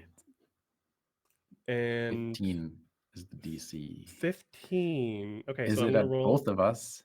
Yeah, it's for both of your Okay. will saves. It's the same. Okay, wonderful. That makes things a lot easier. Yeah. And I'm going to roll a performance. This is not going to go great for me. 14. Okay. On a failure, nothing happens. It's not a critical failure, so you are not immune to the pumpkin song. It can happen. But yeah, as she's the two of you just sort of like, okay, what? Look, So- kid, I was a summer camp counselor once. Okay, it doesn't. First action, she strided. Second action, sang her pumpkin song. And for the third action, she sort of lifts her hand and like mumbles some dark words as a random, like tiny baby pumpkin gets picked up and hurled directly at you, Petrichor. That is going to be a attack It's a 5 on the die, so That's just gonna miss. nothing happens. The pumpkin goes wide, and she's like, ah! Petrichor, it is your turn. If you would like Moss Pelt to do something, you have to spend an action to command it, and it will get 2 actions. Yes. Before initiative, I had said that Petrichor mounted up on Moss Pelt, so I'm already mounted up. I'm gonna say loudly, oh no, there's pumpkins loose. It would be a darn shame if they got into somebody's house and made a mess of it. And sort of wheel around and attempt to have them chase me. Okay, let's call this a deception. I am terrible at social skills, so here we go. Okay, this is against the pumpkin's will DC as well. So Well, I hope they're not very willful. they're not willful. They are.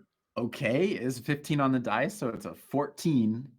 -1 for your deception. That is Yeah. enough. Both of the pumpkins are going to follow you. So yeah, first action, deceive. Second action, I don't know how long it takes them to follow me, but I'm going to command Mosspelt to move. Did I get a sense for how fast these things move and how They move far? as fast as you do. They have 25 feet of movement rolling.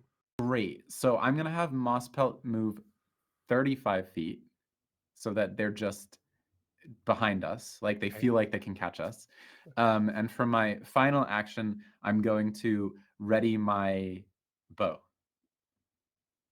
Okay, perfect. I don't want that. Foundry, what are you doing? Why are you doing this to me?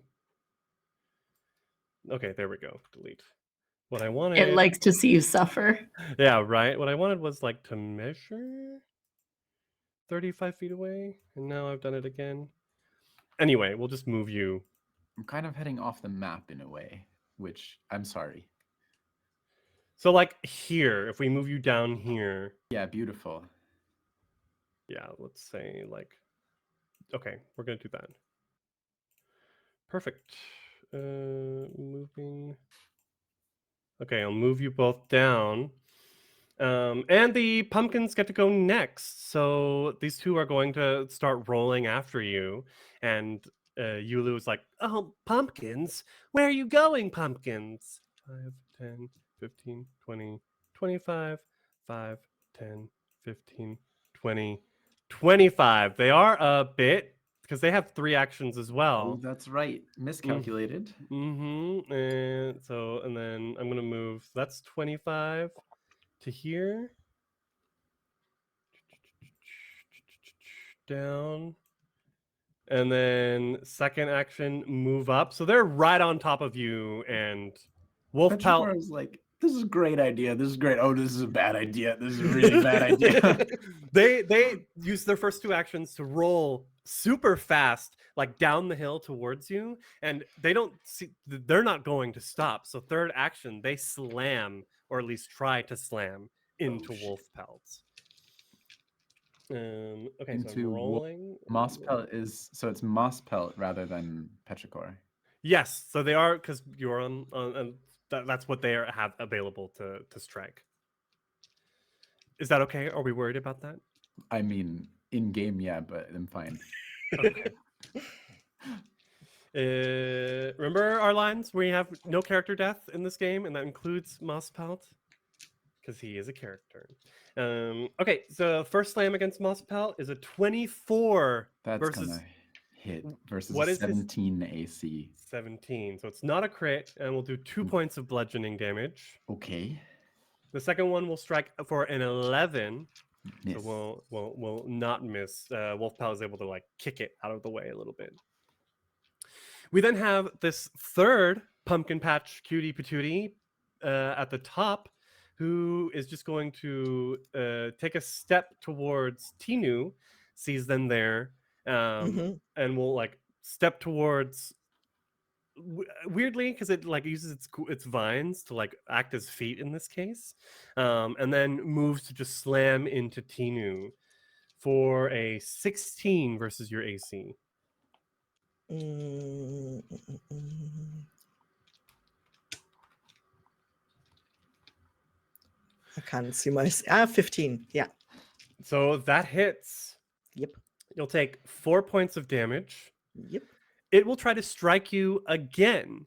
On the Yeah. second strike, it gets a penalty due to the multiple attack penalty. Mm-hmm.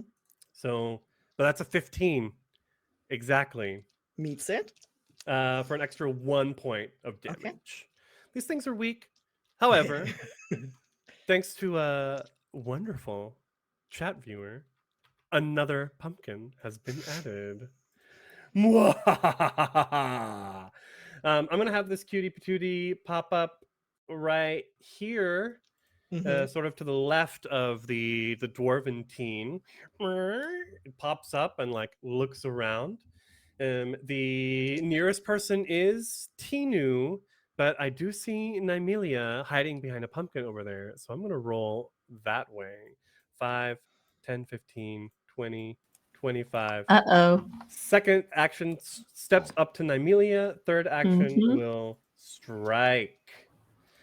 I'm trying to label all the actions and their terms just so that Mhm. people and viewers can. Okay, good. Sort of get to know. That's an 11 versus Nymelia. And Probably does not hit. Hang on, I had my thing prepped so I could see. What is your armor class? Where are you? There we go. No, heck no. heck no. Good to hear. All right, we have 4 pumpkin patch baddies. At a certain point, because there is only so much time in this encounter, I will have to cut off any extra pumpkin patch baddies that get added.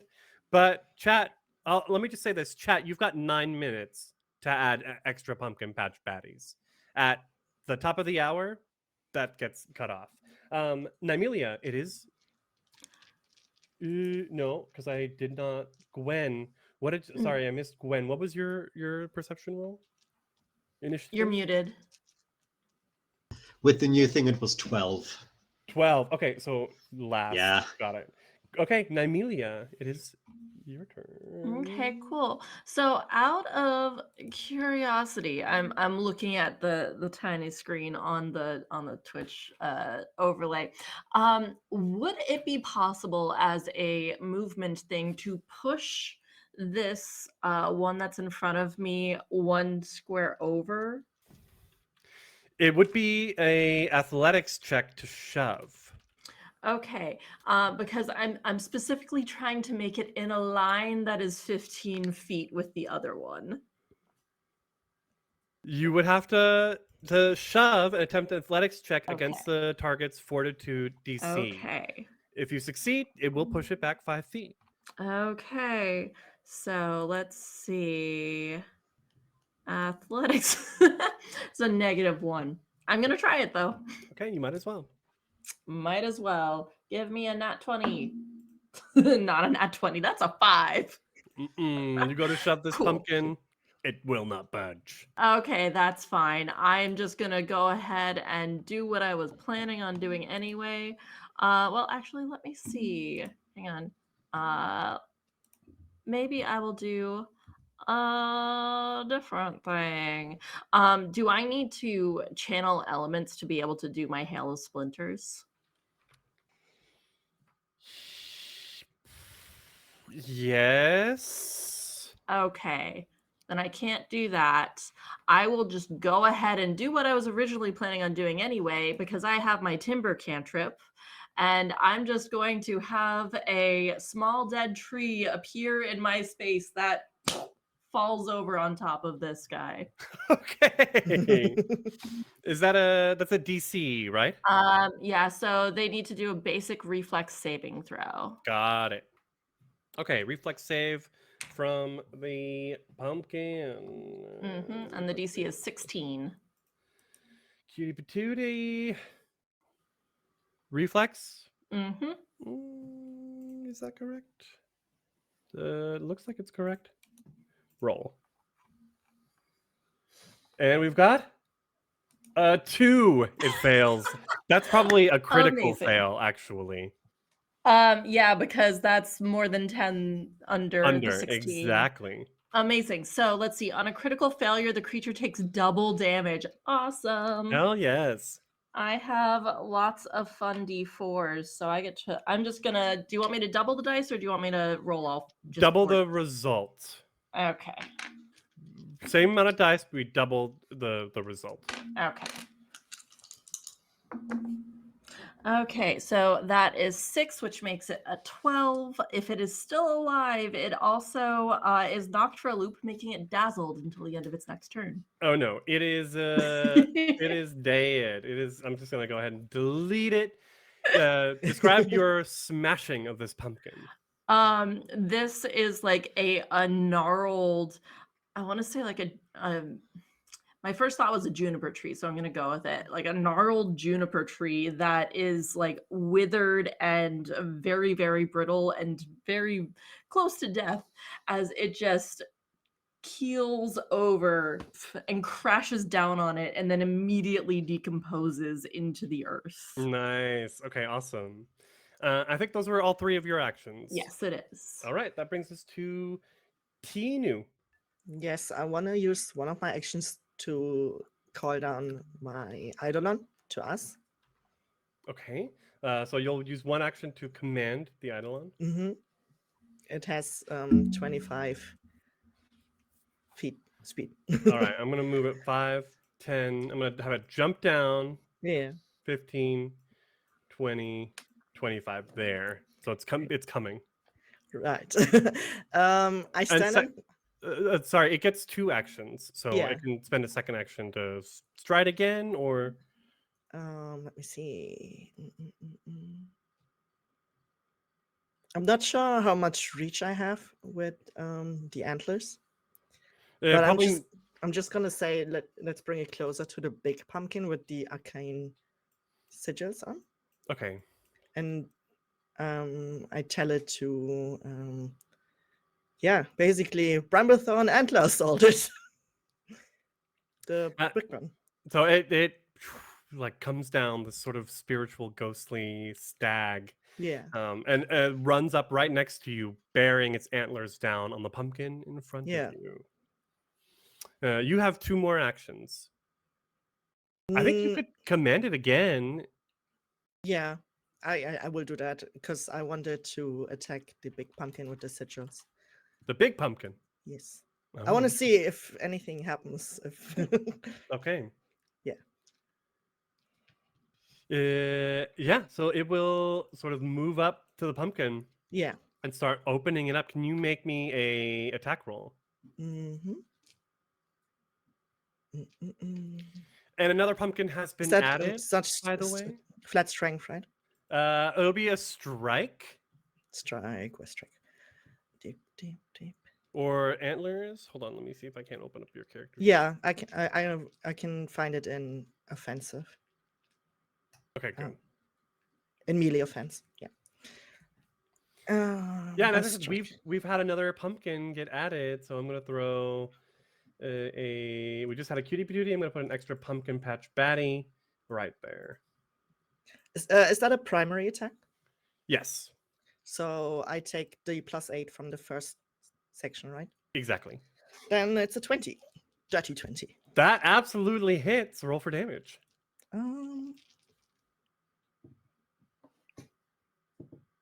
That is 6 for damage. The antlers like push in and pull out, and you can see they've indented into the pumpkin, but some of the arcane writing is still there, and it hasn't like gone all the way through. It hasn't not destroyed it all the way. Okay. Yeah. I kind of had this idea that this would be some nice pumpkin mash, but it didn't work. You did well, though, buddy. It could strike again. It has 2 actions. You just would have the -5 on this next one. Let's do it again. -5, so that's 12 still.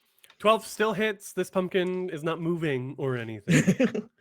Okay, then that's It's just very big. a very big pumpkin. That's 2 damage. 2 damage again. The antlers sort of move against it, like big Mushy. yeah, it's mushy. There's some pumpkin stuff coming out, these long scrapes, but it's not quite through to the inside of the pumpkin Mhm. just yet. Okay. And you have a third action, Tinu. Mm. So my Eidolon has two actions, right? Yeah, each time you spend an action to command it, it gets 2 Two actions. actions. So I have another action for myself or for the Eidolon? I For myself, right? yeah, it's your action. You can Yeah. spend it to command, and give actions. The only way your Eidolon can get actions is if you command it. Mm-hmm, I think I might be confusing that with animal companions, but anyway, let's just keep going. It's only to me. Anyway, I've tried to chill touch the pumpkin. Okay, is that 1 action or 2? I think it's 1 because there's a 1 in the little thing. Perfect. Let's do it. Okay. 16. 16 will strike the pumpkin. You chill touch it. That cold hand. 3 plus 4, 7. 7 points. Okay, describe how your chill touch. I just because the pumpkin is ripped open, I guess, from the antlers. I just try and I grab in and try to freeze it from inside. And as you do, it becomes super frozen and flimsy and immediately starts like falling, scraping away, and all of the arcane things that have been inscribed on this pumpkin fall with it, sort of leaving it open. Mhm. It's kind of creepy. You're now in front of this like opening in front of this very big pumpkin, and you can see the seeds and the pumpkin stuff sort of hanging there.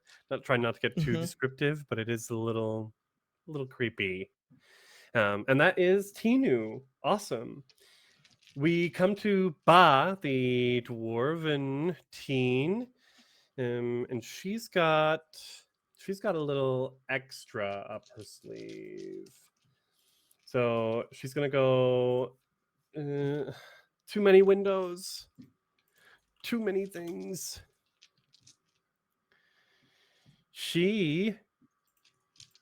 This will take 2 actions, and I need to pick a target within 30 feet.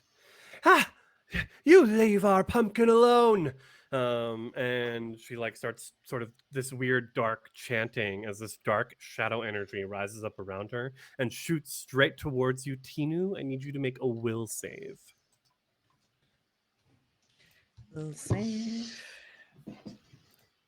Leave our pumpkin! Leave our pumpkin be!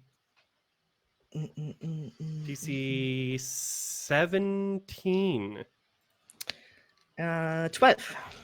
12. Okay, you are frightened 1. Okay. So instead of being like fully frightened and running away, you only have the first step of frightened, which means you take a penalty equal to that value, 1, on all of your checks and DCs. Okay. So you're just like you're gripped by fear. Something is at you, and you're something about this struggling. pumpkin was not right. Yeah, you're struggling to like stay there, and then that was 2 actions, and for her third, she's going to move over here to these pumpkins. She's got a broomstick, and she's not afraid to use it. Which brings us to Gwen, last but not least, finally. Okay, gonna look over first to Petrichor, then to Tino. I just kind of trying to take stock of who needs help the most right now. How hurt are you? Petrichor? Yeah. Petrichor is not hurt. And Petrichor is a bit hardy. And Mosspelt very, very lightly scratched. Okay. That could change, but... Okay. How about Tino? You got hit a few times, didn't you? Yeah, I'm okay. This pumpkin's just scary. I almost said it, but it's just scary. Well, okay. I'm just gonna use 2 actions to stride over here then. And then I'm gonna punch that pumpkin. Punch it, Yeah. or whatever else you might have on hand. Yeah, the little creature there. Yeah, but I'm actually. Wait, what weapons do I have again? um, I'm gonna use my short sword. And that is an 11. An 11 is probably not going to. No, AC 14. Yeah, I thought so. Your short sword just kind of Well, slides off of its tough pumpkin exterior. I need to sharpen this. Yeah, that's my And turn then. okay, 3 actions. That brings us to the top of the round. So Yulu, her pumpkins are chasing Petrichor and Moss Pelt. So she's going to come around. She's going to move 5, 10, 15, 20, 25, and is now flanking Gwen with this pumpkin, which means she will get a +2 to her attack on this because of the flank. And Yulu has a frying pan, and literally second action takes the frying pan and tries to whack it against Gwen's head. We're striking a natural 1 is Yeah, that doesn't hit. definitely gonna miss. She like fumbles with the frying pan for a minute and then like holds on to it second and is going to make a second attack with the multiple attack penalty, and that's still that's just a natural 5. So this frying pan's way too heavy, even though it is a weapon especially for halflings. It is not working, and she's not happy. That means we go to Petrichor and Mosspelt. Great. Here's the turn. Petrichor is going to put Hunt Prey on Yulu, Okay. which reduces any range negatives. I'm at 60 right now, which is the edge of the short bow, I think. Plus the Hunt Prey reduces that. I'm going to take 1 arrow, which has got a safety padding on it for this exact holiday, just in case something happens and you don't want to kill people, but it maybe stop them for a moment. And I'm going to loose this arrow at Yulu. Okay. So I'll roll that attack. That is a 16. 16 hits. Okay, I have precision, so I get the extra D8 precision damage plus the composite short bow. Ooh, that's pretty nice. So that's 3 for the short bow, and then 8, so that's 11 damage. 11. Okay. 11. Got it. And then I'm going to say to Mosspelt, go. And I assume that there's attacks of opportunity in this, but we will risk them, and we will move. Mosspelt will move us both actions to 80 feet of distance. Which direction? Toward the house. Okay, toward the so we're mansion moving that further we're trying to away prank. off the map. Wonderful. Love it. Hopefully Love the pumpkins will chase me. The pumpkins are absolutely chasing you. Yulu took 11 points of damage, which is quite a bit. If you hover over, you can see she is that took a lot out of her. There's a yelp as that padded arrow hits her, and she's not. All of a sudden, all the fight has been knocked out of her. As you and Mosspelt begin to keep running away, the 2 pumpkin cuties are going to follow you, and you're 80 feet. You're almost to the backyard of the house at this point. I've got 2 more pumpkin patch baddies. One who is still flanking with Gwen. So we're going to go ahead and roll that. There's going to be a +2 circumstance modifier on this for a total of 19 versus Gwen's AC. For 1 point of damage. And I'm gonna keep going. I'm gonna do 3 strikes, Gwen. Sorry about it. You're muted, by the way. Yeah, sorry. All I said was 19 just hits AC 18. Okay. Good. So yes, the second one's coming through. 23. That's still gonna hit. Yeah. 2 points of damage. Okay. And the third one, the nice thing about, even though I'm taking the multiple attack penalty, I'm flanking because we've got that direct line from between Pumpkin, Gwen, and Yulu. So that +2 is what's allowing me to hit even with these penalties. But with the 12 on the third one, that is not going to. But the Pumpkin rolls and strikes up against your shins for a total of 3 points of damage. I have another Pumpkin here that's very busy rolling, literally rolling dice and rolling itself against Tinu's legs. So we're gonna go. It's not flanking, but we're gonna go with 3 strikes here on Tinu. Natural 1. Tinu kicks it away. Natural 20 Wow. on the second one. That's gonna hit for 4 points of damage, Tinu. And the third one is a 16. Does that hit? Yep. Yes. Yep. For 1 point of damage. Okay. Perfect. Battered and bruised by a pumpkin. Yes, battered and bruised. Exactly. Nymelia, it is your turn. Okay, so can you move it around to where I am? Okay. I am going to activate my channel elements, my kinetic aura. It says 10 feet. I'm using 1 action for that. It says activate your kinetic aura using 1 act elemental blast or stance impulse as part of this action. Okay. So I have activated it, and then I can do my elemental blast. Or stance impulse. I don't know if you have any of those. I don't. My impulse action is wood impulse junction, which I have no idea. Okay. Gain temporary points. I don't need that. Plus, that would actually hurt me right now because I'm a vampire. Yes. So I will not do that. So yes, I will do the elemental blast, and I want to try to blast the pumpkin that is directly in front of me. Blast it out of the air. Out of the patch.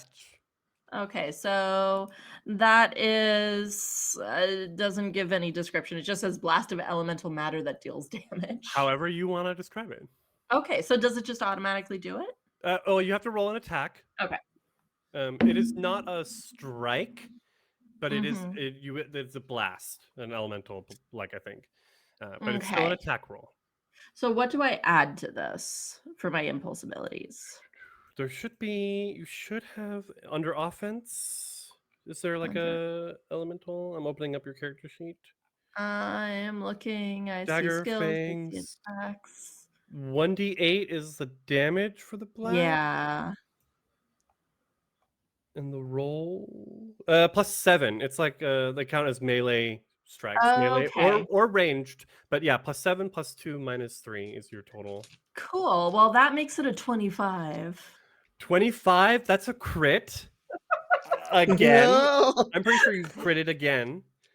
Go ahead and roll that damage. Amazing. That is 1d8. Let's see. I'm specifically rolling these metal dice because they are red and because I am a vampire. Incredible. No joke. I rolled another 6. So that's 12 again. Describe your smashing pumpkin. Amazing. Smashing pumpkins, come on. No, so as the kinetic energy of the woods surrounds me, there is just this whipping of roots that come from the ground, and they just roll up and they smash into this pumpkin, cleaving it nice and Nice. handily. You've got 2 actions left. No, that was the full thing. I channeled elements and elemental blast is 2, so that makes it 3. Okay, cool. Got it. Then it brings us to Tinu. I'm just gonna try and help with that pumpkin because I'm a bit worried that this is not gonna go where I wanted this to go. So let me walk over there. First action, stride. Yes, if I could stride. Can you stride for me? Yes, I'm gonna take you. You want to go up directly, like behind the Yeah. pumpkin? Perfect. hmm And then I'm gonna try and yeah, just touch it, chill touch it again. Chill touch. These Yeah, pumpkins hate that chill touch. they better. That's 17. 17 hits.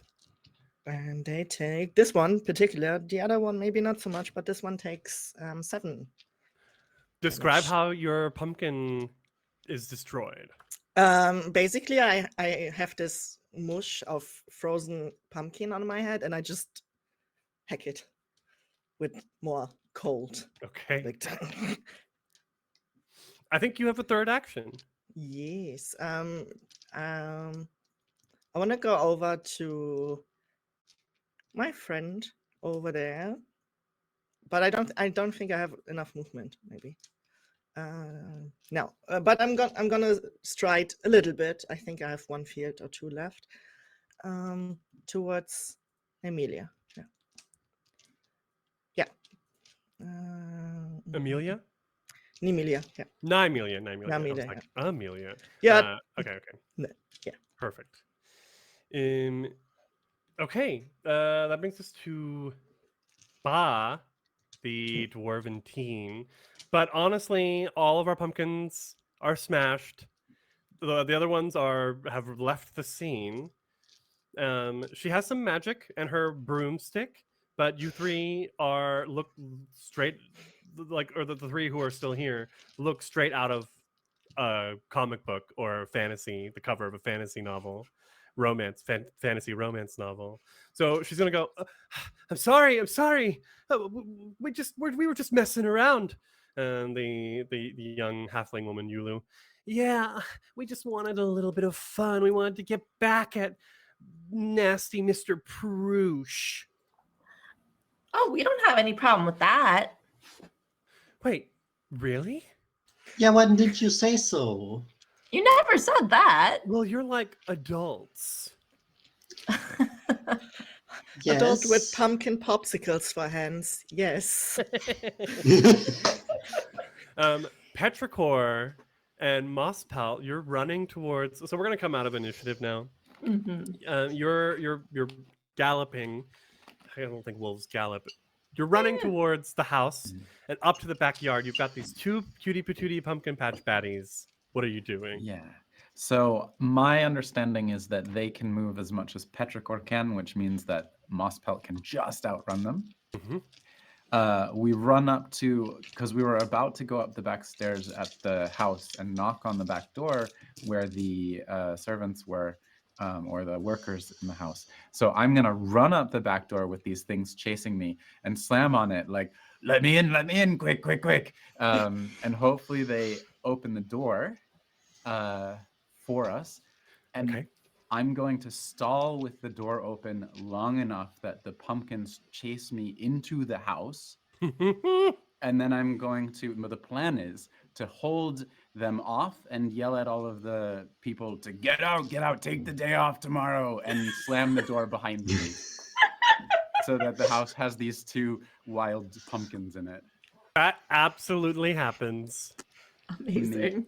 And we, during this sequence, we kind of zoom out and we can see the 2 you probably couldn't see because the picture, I have 2 different artwork for the pumpkins. There's one like with these big eyes, and those were the cutie patooties, and then there's like one all like frowny, and that was the pumpkin patch baddie. So we've got one of each of those in the house, and the cutie patooties like looking around and rolling into vases and looking all surprised as it smashes to the floor, whereas the pumpkin patch baddie is literally like ripping curtains down. It will vomit like pumpkin guts like onto like Oh. sofas and things. actively, I think Mosspelt gets into the spirit of it maybe a little bit. Yeah. Like urinates on a rose bush outside or something. If Mosspelt would do that, I don't want to put words into your wolf's mouth. This is my rose bush. Amazing. Right. we go back to the pumpkin patch, and the two teens are. Wait, the dwarf Ba says. So you don't mind if we're messing with Mr. Prush? No, he deserves it. Yeah. Oh wow, Yulu says. You all are way cooler than we expected. So sorry I tried to hit you with this frying pan. It's all right. It's all right. It's pretty hard to hit me right now. To be fair, and she takes the frying pan and pushes it through you. Yeah. And then they both look at each other. Are those not costumes? Not at the moment, They're no. very good costumes. And they both turn and just start running back to town. I wave while they run. I wave with my popsicle pumpkin hand. Petrichor and Mosspelt maybe come back to the pumpkin patch at this point, where our friend, the Herald of Chaldera, Buttonfellow, appears once more randomly. Well, I hope that was as much fun as you wanted it to be, as the sun is rising, because time is a construct and means nothing. Totally. We were totally doing other pranks before we got to this one. Yeah, absolutely. Yeah, well, Prombia says, I mean, I really wanted to like pull pranks on these people who deserved it, but honestly, I think it might have just been better if we had come together as a community and held them to what's off English? Hold them to account. Thank you. I think it might honestly be better if we as a community come together and hold these bad actors accountable for what they're doing. And, instead of pranks, we can actually make change happen. And I don't know. The pranks are pretty fun, too. Yeah, why not both? Yeah, I love pranks. Wait, were we not supposed to do the prank after all? I just thought the pranks would make me feel better. And honestly, I mean, yeah, we knocked okay. Ray Dumont. Yeah, I mean, he's probably a little more humble now. But Prush, I mean, it's just a pumpkin patch. I mean, what's he gonna care? Well, I mean, the whole inside of his house. Just big grin like across the whole face. I think everyone starts smiling, and at first you hear the deep laughter of Buttonfellow. And then Prombia, high-pitched, joins in. And maybe the rest of the group starts laughing as well, as a nice scene to end this on. Dun, dun, dun. In the morning, everyone is back to normal, to living. Who's to say what normal is? They're just have regained their flesh, their living flesh, living qualities. And yes, I hope you all enjoyed this Jestercap a one-shot. Yes. Yay! I hope everyone in chat enjoyed getting a glimpse at some Pathfinder. I have a lot to say on Pathfinder. Obviously, I'm trying not to say all of it today. You can find me online at other places for that. And speaking of finding us online, before we dive out, please tell us where we can find you all online, what projects you're working on, and how we can support you further. We're going to start with Nova. Oh, okay.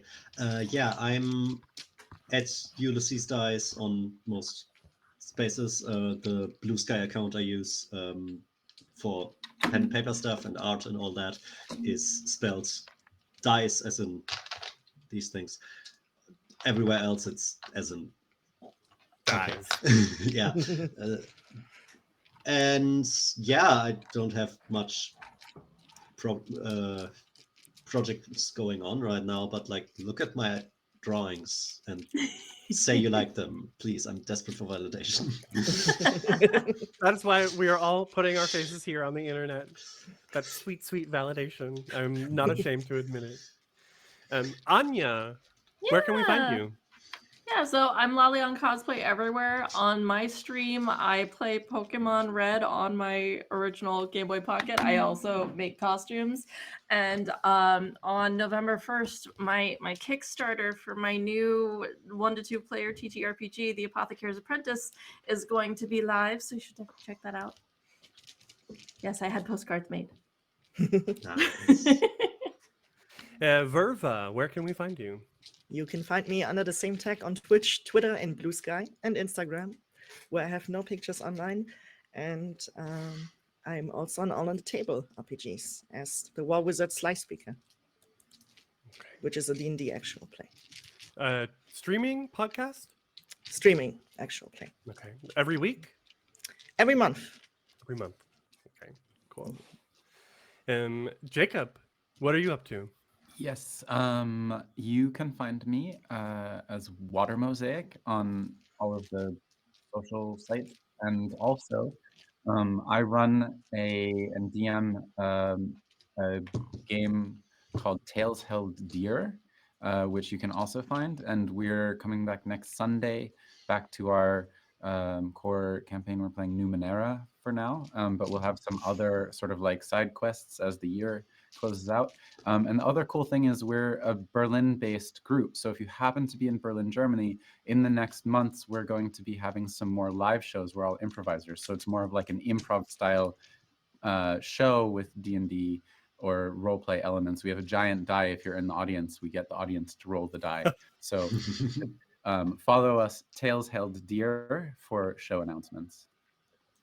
Awesome. I have been the GM for today's one shot. My name is Krifu Bernal on almost all socials, every social, not every, the socials I'm on. Blue Sky and Instagram and Twitter. You can also find me, I'm an organizer and producer at the Horde of Tales channel, where we stream on Twitch. I am running the Instagram account there, so please give us a follow and like all of the reels that I have been actively posting every day, trying to get that algorithm to say hello, notice. Specifically, you can find me back over on Horde of Tales in 2 weeks for the Shine a Light charities stream on November 4th.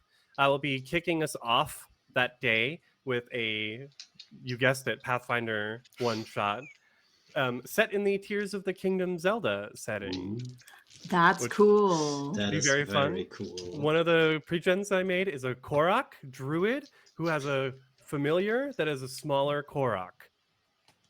Hell Yes. yes. And that's all rules is written Pathfinder. Yeah. Yeah. So anyway, I hope you will find us on the interwebs. I hope you all enjoyed this one shot, and I hope you enjoy the rest of the day. Please support and show up and like and subscribe and all of that wonderful goodness, and a happy Halloween. Happy Halloween. Yeah. Happy hey. Halloween. Bye. Hello, everyone. It's me, the devil. My pronouns are she and her, but you can call me Aida. That's okay. Now, that was a wonderful, wonderful game of Pathfinder. Very rules-oriented, clear distinctions of what to do, flow charts, detailed wordy texts within the manuals. It pleases me very, very much. You've made the devil happy. Thank you for this. What has also pleased me is your generosity to AKT charity. You have done a great job in helping those in need. Now, I, as the devil, encourage everyone to be themselves, break the mold, and be fabulous, be true, be authentic, and not to hold back. It's other messy, misinformed people that decide other things. And AKT Charity, you know what? They're cool in my book. They're cool in all the books. I get to peek at the other books and add names when I want. AKT is in all the books that matter. So if you can, make sure you are donating to them. Let's see how much we raised. We are currently at $316.85. This number is somewhat pleasing to me. I would be happier if we could bump that up to $350, maybe $400. You know, as we keep going, we're going to make a bigger difference in the world. We're going to spread influence. We are going to take charge. We are going to kick out forces that just want to, give us a bad time. I don't stand for that. You can make a difference. Not just by donating, by being here in the chat, being a rambunctious, in a very orderly way, group, by sharing this on all of your socials. And of course, if you can, donating. Thank you very much to that table for that wonderful, wonderful game. Now, this channel is going to go on a little bit of a break. But in the meantime, I have heard that the community is going to be sharing some of their exploits. I encourage you to stay. Otherwise, you are very welcome to take a break, stretch your legs, drink, feed yourselves, but only the most deliciously luxurious foods, those cheat snacks you've been hiding, go have those. That walk you wanted to do it, but wear the biggest hat you can find. I told you to do it, so you have a free pass from me. And then we're going to come back with our third game, which is going to be Blades in the Dark. Another table I'm going to enjoy because I heard that they're going to be inviting criminals because the goody two-shoes couldn't get it right. So it's up to some darker, more mischievous forces to, save the day. All right, everyone. Have a great rest of the stream. Thank you so much for your generosity, and I'll see you around.